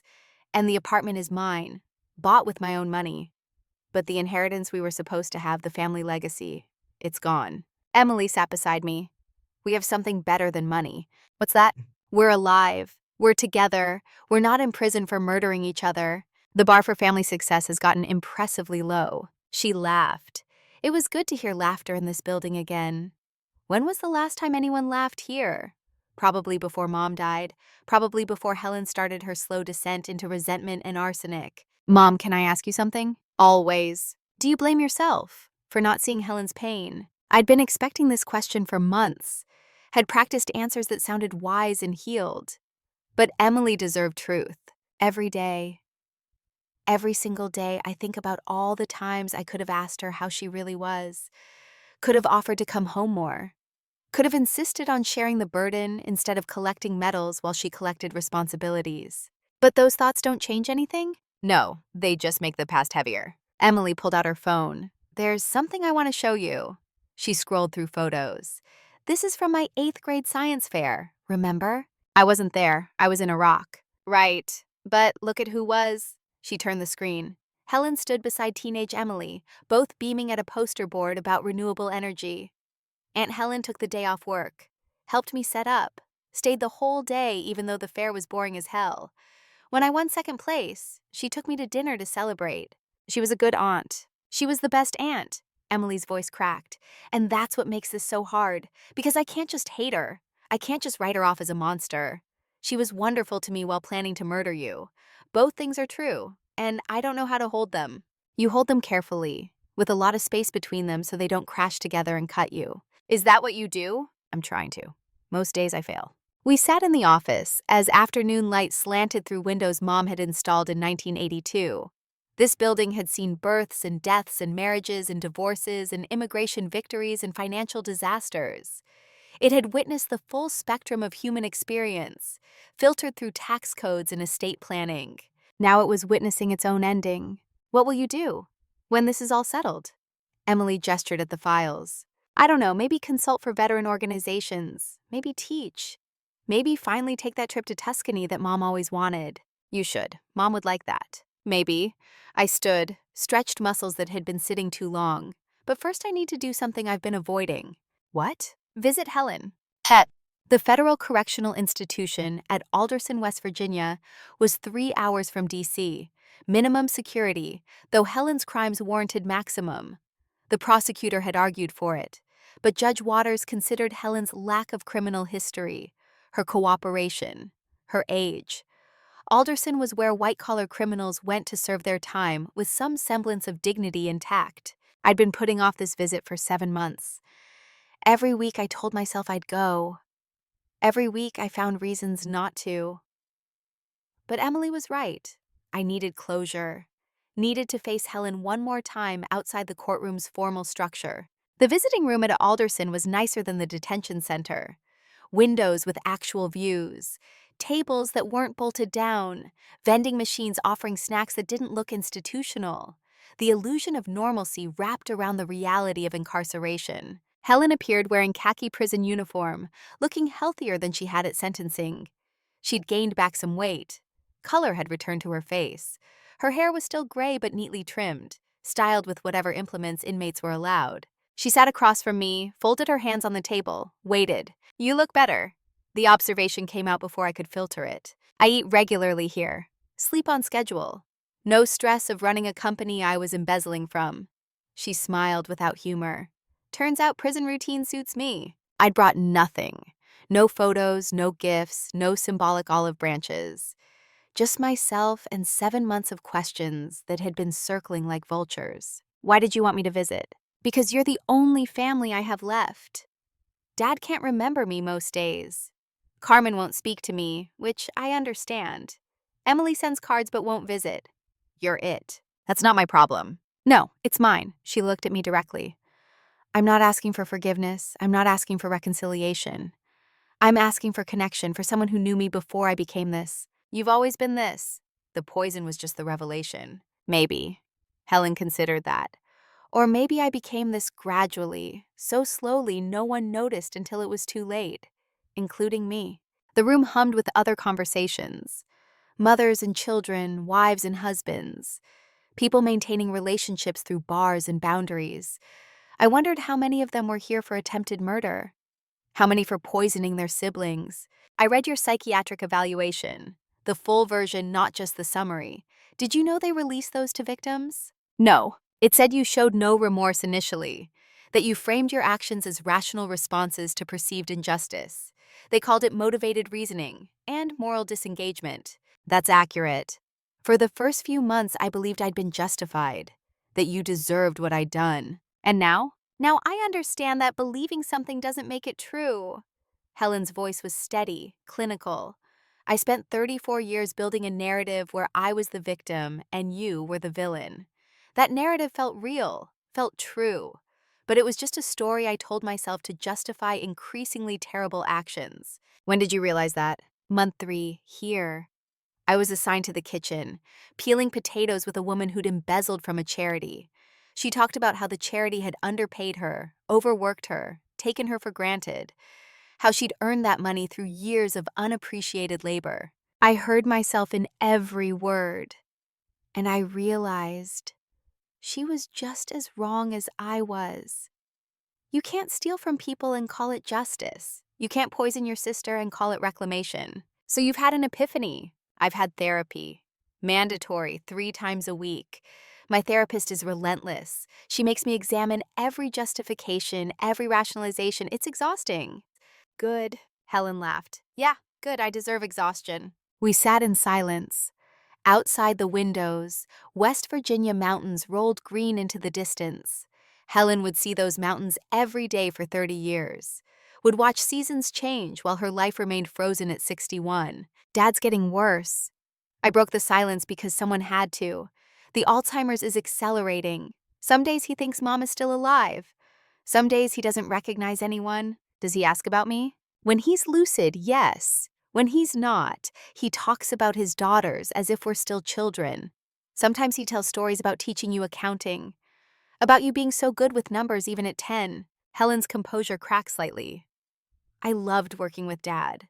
Before the company became my prison, I genuinely loved it. I know. That's what makes this so tragic. If I just left, just walked away and found my own life. But I couldn't. The obligation felt too heavy.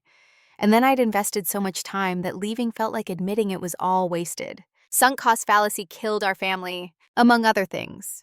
Helen wiped her eyes. Will you tell Dad something for me, if he has a lucid moment? What? Tell him I'm sorry. And tell him I finally understand what he meant when he said family was about choosing duty over desire. I just chose it in the worst possible way. I'll tell him. An announcement crackled over the intercom. 15 minutes until visiting hours end. Helen stood. Before you go, there's something else. She pulled a folded paper from her pocket. I've been writing.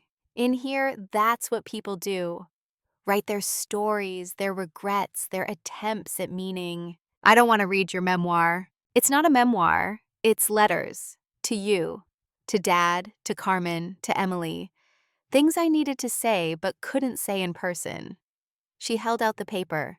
This one is yours. You don't have to read it now, or ever, but it exists if you want it. I took the letter. It was warm from being against her body, wrinkled from being folded and unfolded. The outside read simply, Maggie. One more thing. Helen's voice dropped. There's a woman here, serving 15 years for manslaughter. She killed her husband after 30 years of abuse. She's teaching me that violence isn't always the same as evil, but it's always wrong. That understanding why we do terrible things doesn't excuse them. You're learning ethics from a killer. We're all killers here. Some of us just failed to complete the job. Helen's smile was bitter. At least I'm in the right place for moral education. The guard signaled. Time's up. Will you come back? Helen asked as I gathered my things. I don't know. Honestly, I don't know. That's fair. She turned to leave, then stopped. Maggie, thank you for being alive to visit. She was escorted out. I sat alone for a moment, holding a letter I wasn't sure I wanted to read, in a room full of evidence that love and hate could coexist in the same heart. I didn't read the letter for 3 weeks. It sat on my desk, untouched, while I dealt with company liquidation and Dad's declining health, and Carmen's immigration lawyer and Emily's residency challenges. Then one evening, alone in my apartment with a glass of wine I didn't drink and silence I couldn't fill, I opened it. The handwriting was Helen's, precise, controlled, the penmanship of someone who'd learned that presentation mattered. Dear Maggie, I've started this letter 47 times. Each version tried to explain, justify, rationalize. The therapist here says that's called defensive processing. I'm writing a 48th version with the goal of just telling truth. The truth is, I envied you from the moment you decided to leave. Not because you left, but because you could. Because the possibility of leaving existed for you in a way it never did for me. Mom never said, Helen, you should join the military, or Helen, go see the world. She said, Helen, your father needs you. And I heard it as, Helen, you're the dependable one, which means you don't get to want things. I made myself indispensable, learned every aspect of the business, became the person Dad couldn't function without. And then I resented him for depending on me, resented you for being free. Resented Mom for dying and leaving me alone with obligations I'd created for myself. The poisoning wasn't a sudden decision. It was the culmination of 1,000 small choices. Each time I swallowed anger instead of speaking it. Each time I smiled when I wanted to scream. Each time I measured my worth against yours and found myself lacking. Not because you were better, but because society valued what you did over what I did. I'm not telling you this for sympathy. I'm telling you because you deserve to understand. What I did to you grew from decades of self-inflicted wounds. I poisoned myself first, with resentment, with comparison, with the belief that sacrifice equaled virtue. By the time I started poisoning you, I'd been toxic to myself for years. In here, I've met women who killed for lots of reasons. Money, jealousy, rage, self-defense. But the ones who haunt me are the ones like me, who killed family, who looked at the people they'd loved and saw only obstacles, who convinced themselves that murder was a solution to problems that had actual solutions, if only we'd been brave enough to seek them. I wasn't brave. I was cowardly.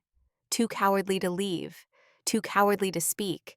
Too cowardly to admit I'd made choices that trapped me. So I chose the ultimate cowardice, eliminating the person who reminded me of my failures. You'll spend the rest of your life wondering if you could have prevented this. The answer is no. My toxicity was my own creation. You could have visited more, noticed more, asked more questions, and I still would have found reasons to justify my resentment. Because the problem wasn't you. It was me refusing to take responsibility for my own life. I'm taking responsibility now. Too late for us. But maybe not too late for me to become something other than the sister who tried to kill you. If you never visit again, I understand. If you read this and tear it up, I understand. But if some small part of you remembers the sister I was before I became this, the one who taught you to read, who protected you, who loved you genuinely before love curdled into hate, hold on to that version. Not for me, for yourself. Because you deserve to remember that we were good ones before I poisoned everything. Helen, I folded the letter, set it down, picked up the wine and actually drank this time. Emily called as I was finishing the glass.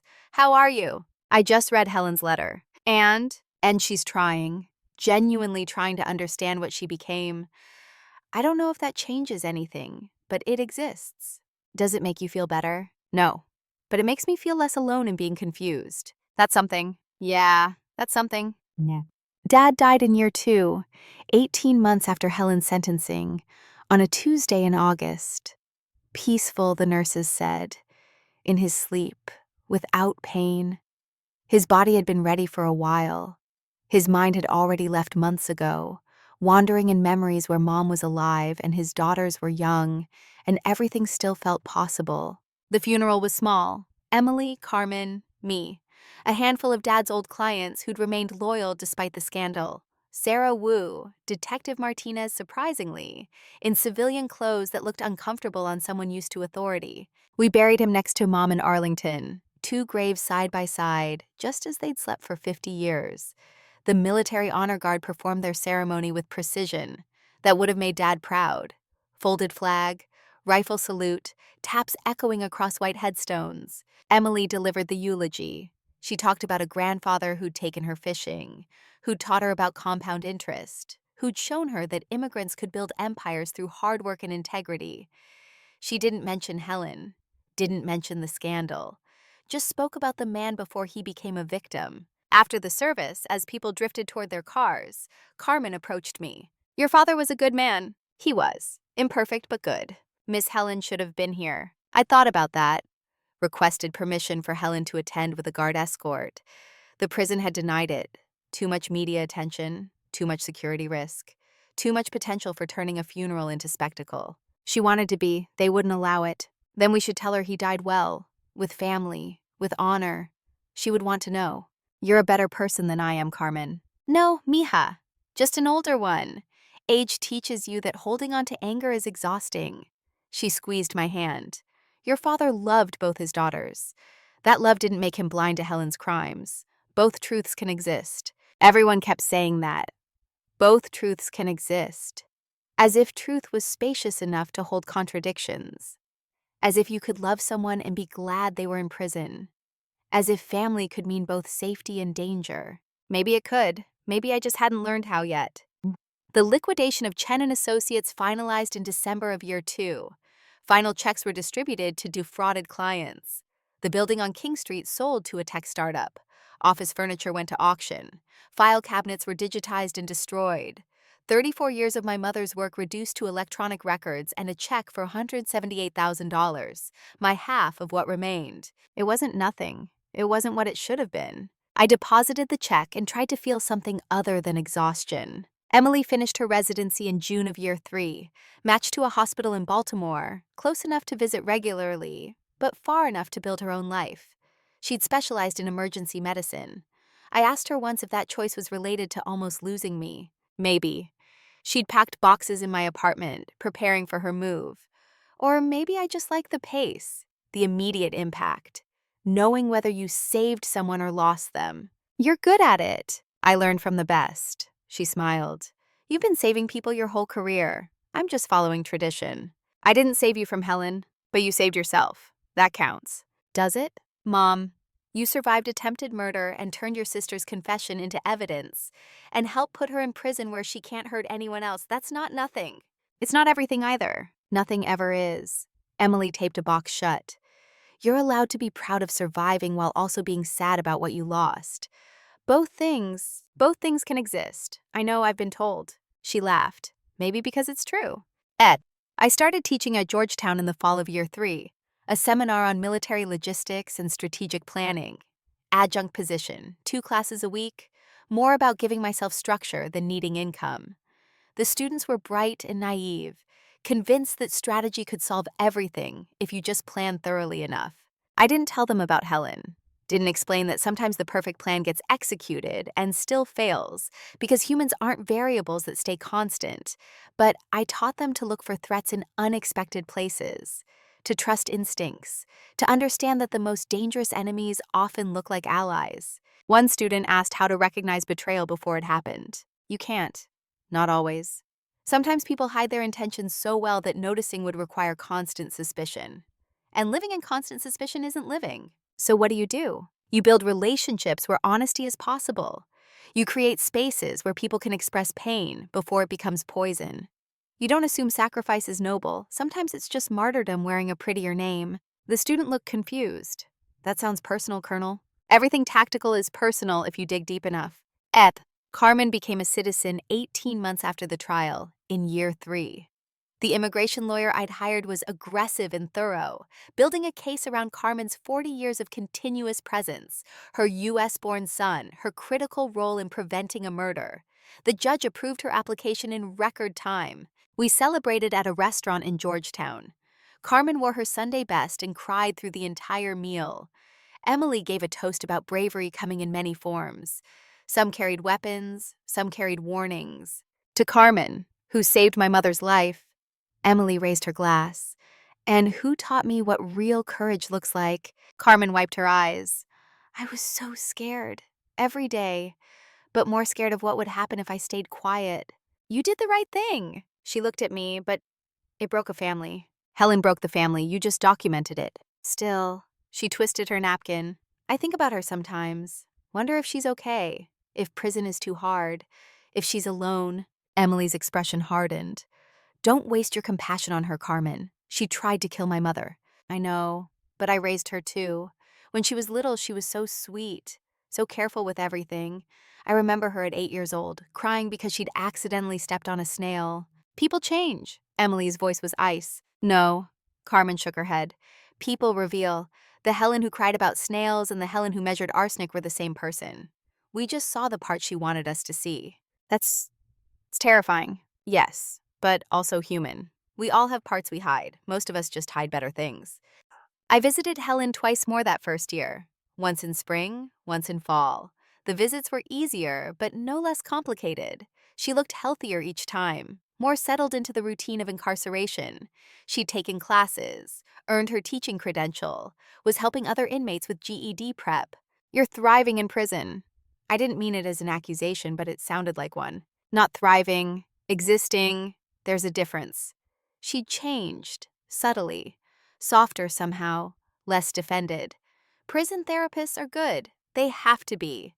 Most of us in here are experts at lying to ourselves. What lies did they help you see? That sacrifice isn't virtue. That martyrdom is manipulation. That I chose my prison long before anyone locked me in one. Heavy stuff. Welcome to federal incarceration, where you can't run from yourself anymore. During the fall visit, Helen asked about Dad. I told her he'd died peacefully, surrounded by family, with the honor he deserved. She cried then, not dramatically, just quiet tears that came from somewhere deep and genuine. I never said goodbye. I know. He died thinking I hated him. He died knowing you were troubled. That's different. Is it? Helen wiped her face. I spent 34 years resenting him for needing me, and he spent those same years thinking I stayed because I loved him. We were both wrong. Maybe you were both right. Maybe. She pulled herself together. How's the company? Gone, liquidated, used to pay back everyone you stole from. Good. That's appropriate. The conversation ended there. Guards announced time. Helen stood to leave, then turned back. Maggie, thank you for telling me about Dad, for not letting me believe he died without anyone. He was your father. You deserve to know. Deserving and getting are different things. She paused.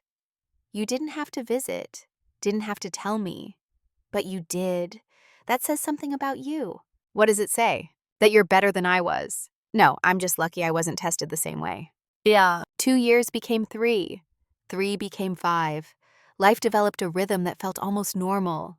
Teaching, Emily's visits, Carmen's cooking, veterans events where I spoke about resilience and recovery without mentioning that my resilience was tested by my own sister. Emily got engaged in year 4. A pediatric surgeon named Marcus, who made her laugh and didn't flinch when she explained her aunt was serving 30 years for attempted murder. They planned a small wedding in Annapolis, asking me to walk Emily down the aisle. I'd missed so much of her life. Recitals, graduations, first dates, the everyday moments that motherhood was supposed to be built from. Now I got to have this one moment, one chance to stand beside my daughter and hand her to someone who'd hopefully treat her better than family had. The night before the wedding, Emily and I sat on my apartment balcony watching DC lights. Are you happy? I asked. I am. She leaned against my shoulder, terrified, but happy. Terrified of what? Of repeating patterns. Of becoming the kind of wife who poisons her husband. Of carrying family dysfunction into my own family. You're not Helen. How do you know? Emily's voice was small. What if there's something in our genes? Some predisposition to violence when we feel trapped? There isn't. I pulled her close. Helen made choices. Thousands of small choices that accumulated into attempted murder. You make different choices. You speak your needs. You set boundaries. You've been in therapy since you were 23. Because of you being deployed. Because you were smart enough to recognize you needed help. Helen never did that. Never sought therapy, never admitted struggle, never asked for what she needed. You're already different. I hope so. I know so, and if you ever feel trapped, you'll leave. You won't measure out death in coffee grounds. You'll pack a bag and go because you know you can. Is that what makes the difference? Knowing you can leave? Maybe. Or maybe it's knowing that leaving doesn't make you a failure. That walking away from something unhealthy is brave, not weak. Did Aunt Helen ever figure that out? I think she's starting to, but 30 years too late for it to matter. The wedding was beautiful, small and intimate, exactly what Emily wanted. Carmen cried through the ceremony. I didn't cry but came close when Emily hugged me and whispered, "Thank you for surviving, Mom. Thank you for being here." Helen sent a card from prison. I didn't open it until after the reception. Inside, a handmade watercolor of cherry blossoms and a note in her careful script. "Congratulations to Emily and Marcus. May they build something better than we did. With love, Aunt Helen." The love part was new. Helen hadn't signed anything with love in years, maybe decades. I wondered what it cost her to write that word. Whether she still knew what it meant. Whether any of us did. Year 7 brought the first parole hearing. Helen wasn't eligible for release, but federal law required review every 5 years after the first 2. It was pro forma, expected to be denied, but victims had the right to submit impact statements. I wrote mine carefully, not vindictive but honest, describing the physical effects of arsenic poisoning, the psychological trauma, the destroyed family legacy, describing Carmen's terror and Dad's heartbreak, describing Emily's confusion about whether her beloved aunt was monster or victim. I concluded, Helen Chen took thorough, calculated steps to end my life. She documented her actions with scientific precision. She showed no remorse until confronted with irrefutable evidence. While I acknowledge her cooperation post-arrest and her efforts at rehabilitation, I do not believe she should be released. The sentence was appropriate. It should stand. Emily wrote her own statement. Carmen declined. After all these years, the thought of addressing Helen still terrified her. The hearing was conducted remotely. I watched via video link as Helen sat before a panel of 3 reviewers, looking older but healthier than she'd been at sentencing. Her hair had gone completely white. Lines had deepened around her eyes, but something in her bearing suggested acceptance rather than resignation. "Ms. Chen, you've been a model inmate." The panel chair reviewed documents. "You've completed multiple educational programs, assisted with GED instruction, maintained a clean disciplinary record. You've also engaged extensively with mental health services. Can you explain what you've learned from therapy?" Helen leaned forward slightly. "I've learned that I built my identity around sacrifice and then resented everyone I sacrificed for. I've learned that unexpressed anger becomes toxicity. I've learned that I had choices I pretended not to have because acknowledging choice meant accepting responsibility for my unhappiness. Most critically, I've learned that my sister's success wasn't theft from me, that zero-sum thinking poisoned me before I poisoned her, that I could have left at any time and chose not to, then blamed others for my choice." Her voice remained steady. "I poisoned my sister because I wanted her gone and wanted her money. Those facts are undeniable. Everything else, the resentment, the sacrifice, the invisibility, those are explanations but not justifications. Understanding why I did something terrible doesn't make it less terrible." "Do you believe you've been rehabilitated?" "I believe I understand what I did and why I did it. I believe I've developed tools to handle resentment without violence. But rehabilitation implies becoming safe for society. And I don't know if someone who methodically poisoned their sister for 6 months can ever be truly safe." "You're arguing against your own parole." "I'm being honest." Helen met the panel chair's eyes. "I deserve to serve my full sentence. My sister deserves to never fear me again. That's more important than my freedom." The panel denied parole, unanimously. Review would occur again in 5 years. I felt relief so profound it physically hurt. Emily had her first child in year 8, a daughter named Margaret Carmen Chen Williams. She was born 3 weeks early, small and fierce, crying with a lung capacity that suggested she'd be just fine. I held my granddaughter in the hospital, marveling at her tiny perfection, at the thought that Helen's genes flowed through this baby, that violence and love were tangled in the same DNA, that we'd spend the rest of this child's life teaching her that having difficult family didn't doom you to becoming difficult family. "Do you want to tell Aunt Helen?" Emily asked from the hospital bed. "About the baby? Do you want me to?" "I don't know." Emily watched her daughter with the intensity of new mothers everywhere. "She's family, but she's also a murderer." How do I explain to Maggie someday that she has a great aunt who tried to kill her grandmother? You tell her the truth, that families are complicated, that people can do terrible things and still be related to us, that we don't choose our blood, but we choose what we do with it. That sounds hard. Everything about this is hard. I wrote to Helen about the baby, included a photo. Her response came 3 weeks later. Dear Maggie, she's beautiful. Thank you for telling me. Thank you for letting me be connected, even distantly, to something good. I understand if Emily never wants me near her daughter. I understand if Margaret grows up never knowing I exist. That's appropriate. Children don't need poisoners in their lives, even reformed ones. But please tell Emily something for me. Tell her she's brave for having a baby despite carrying my genes. Tell her that courage is choosing to love despite knowing how badly love can go wrong. Tell her I'm proud of her, even though I have no right to be.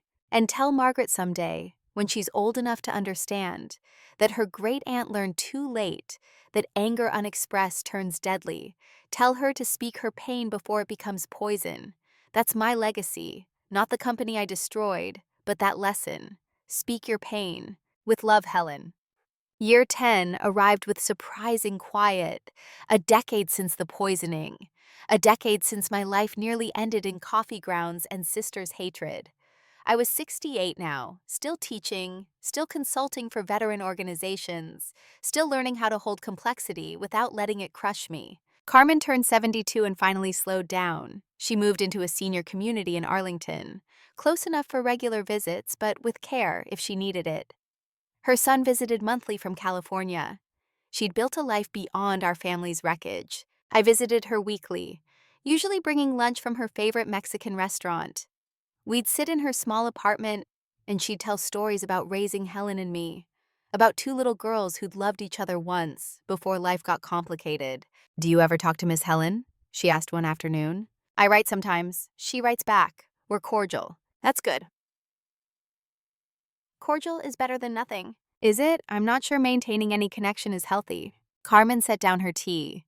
When I was young in Mexico, my abuela had a saying, La familia es como las raíces, nos sostiene incluso cuando nos duele. Family is like roots. They hold us even when they hurt. That's a depressing saying. Maybe, but also true. You are held by Helen. She is held by you. Not in the way you wanted, not in the way that brings joy, but held nonetheless. I don't want to be held by someone who tried to kill me, but you are. That's the price of family. We don't get to choose what holds us. Year 11 arrived with Helen's heart attack.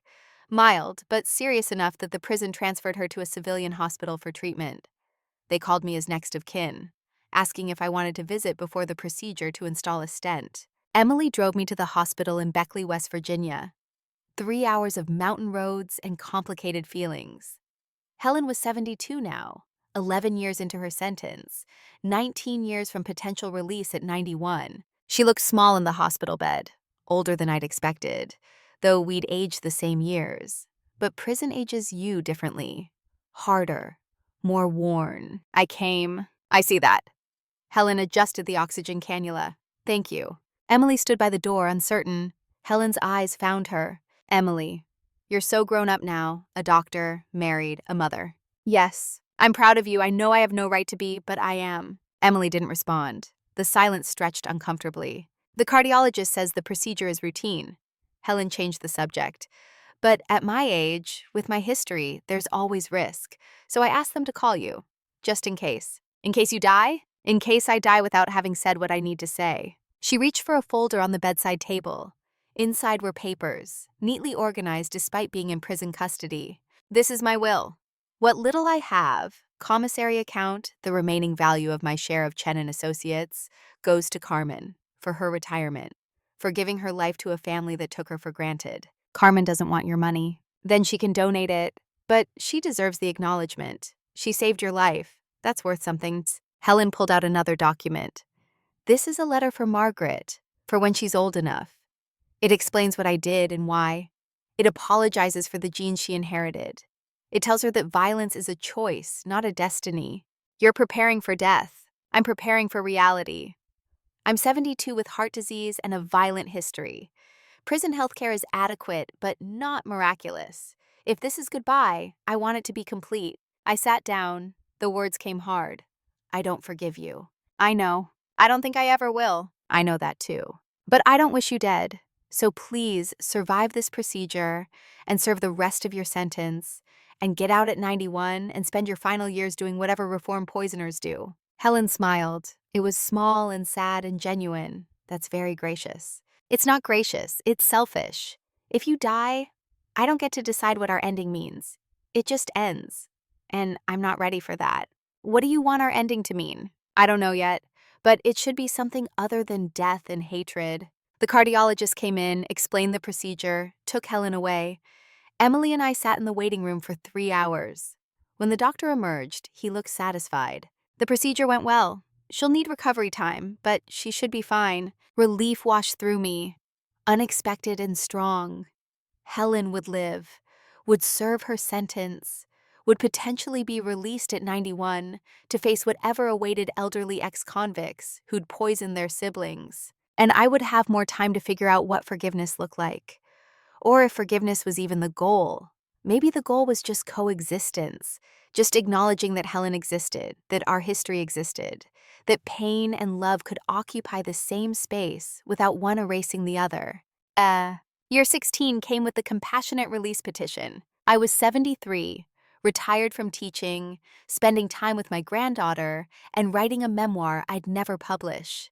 Emily's career flourished. Carmen had passed peacefully at 77, leaving behind gratitude and the memory of courage. Helen was 77, medically fragile, still in Alderson with 13 years remaining on her sentence.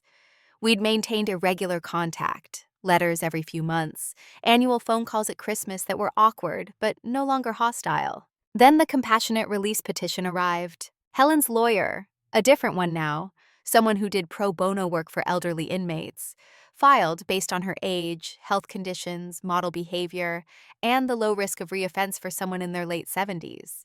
The prosecutor opposed. I was asked for my opinion. I sat with the request for weeks, discussed it with Emily, who had surprisingly complex feelings, discussed it with Sarah Wu, discussed it with the memory of Carmen, who I imagined would have said something wise about mercy. Finally, I wrote my response. To whom it may concern, Helen Chen tried to kill me 16 years ago. She succeeded in destroying our family, our father's legacy, and any trust that might have existed between us. She has served 16 years of a 30-year sentence. She is now 77 years old, in declining health, and by all accounts has engaged meaningfully with rehabilitation. I do not believe she is a threat to public safety. I do not believe continued incarceration serves any purpose beyond punishment. And while punishment is appropriate for attempted murder, I question whether we're punishing Helen or punishing ourselves by keeping a frail elderly woman in prison. Therefore, I do not oppose compassionate release, subject to the following conditions. 1. She maintains no direct contact with me without my explicit permission. 2. She engages in ongoing therapy and reports compliance to parole. 3. She continues making restitution from any income or assets. 4. She resides in a supervised environment appropriate for elderly ex-offenders. I am not doing this because I've forgiven her. I'm doing it because holding on to vengeful punishment isn't the same as achieving justice. Helen took enough years from me. I won't let her take more by keeping me tied to her incarceration. Respectfully, Margaret Chen. The hearing was scheduled for August. Emily came with me. We sat in the same courtroom where Helen had been sentenced 16 years earlier. Judge Waters had retired. The new judge was younger, more focused on rehabilitation statistics than emotional weight. Helen appeared via video link, looking impossibly frail. The years had carved her down to essentials: white hair, weathered face, trembling hands.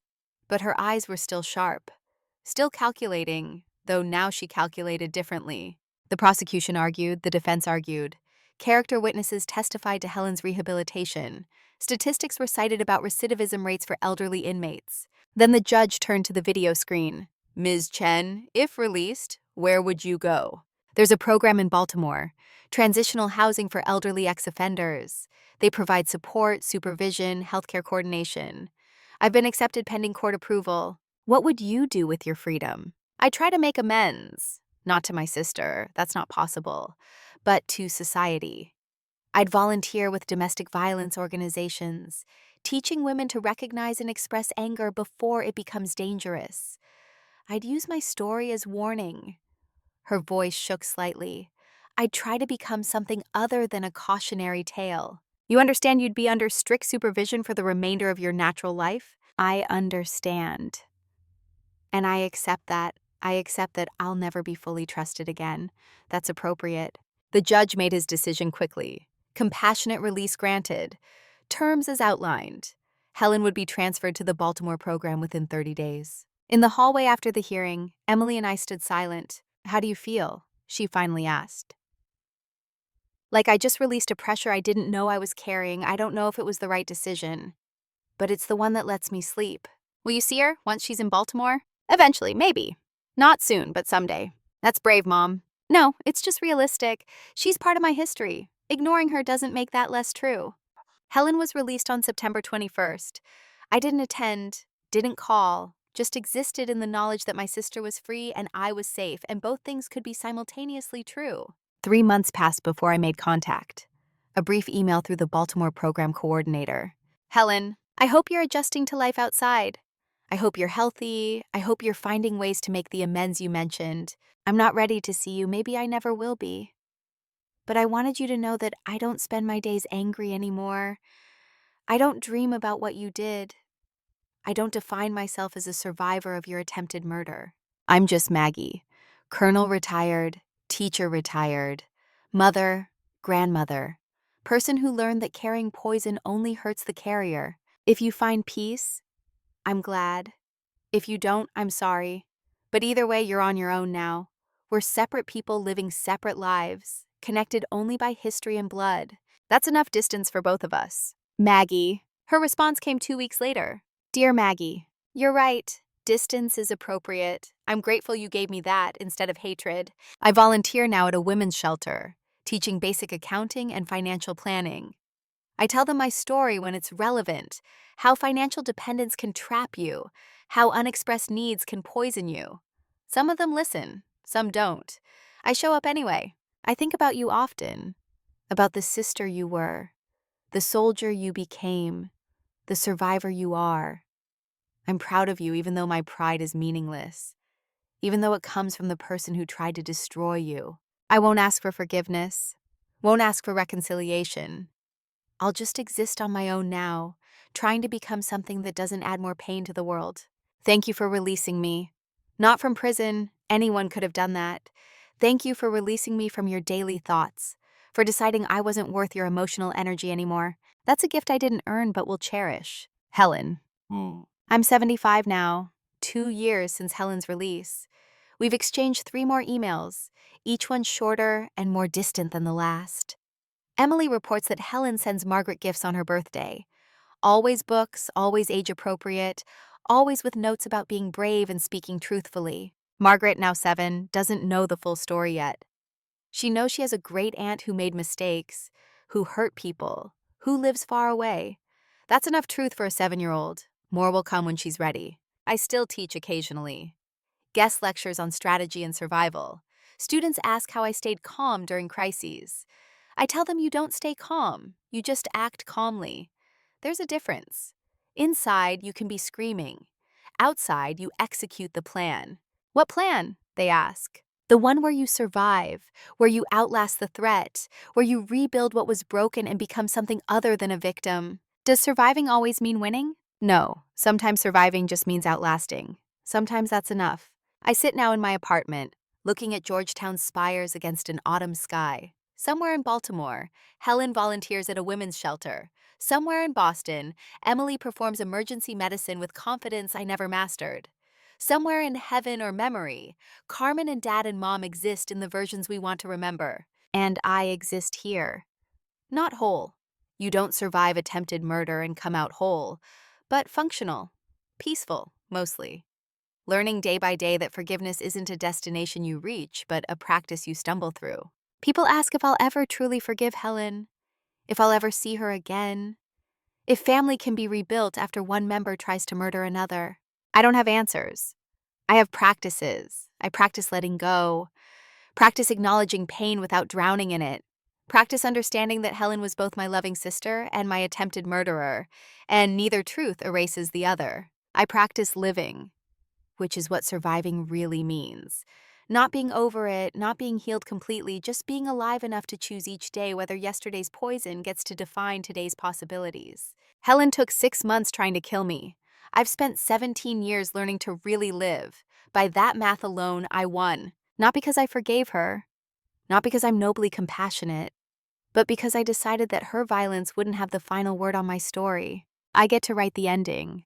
And I'm writing one where the sister survives, the family remembers both the good and the terrible, and poison, whether literal or metaphorical, doesn't get to be the last ingredient in my life. Coffee tastes different now. I drink tea mostly, but when I do drink coffee, I make it myself. I choose the beans, I measure the water, I control every variable. That's not paranoia, that's wisdom. Learning that trust isn't naive belief in goodness, it's calculated risk based on evidence and boundaries. Helen taught me that.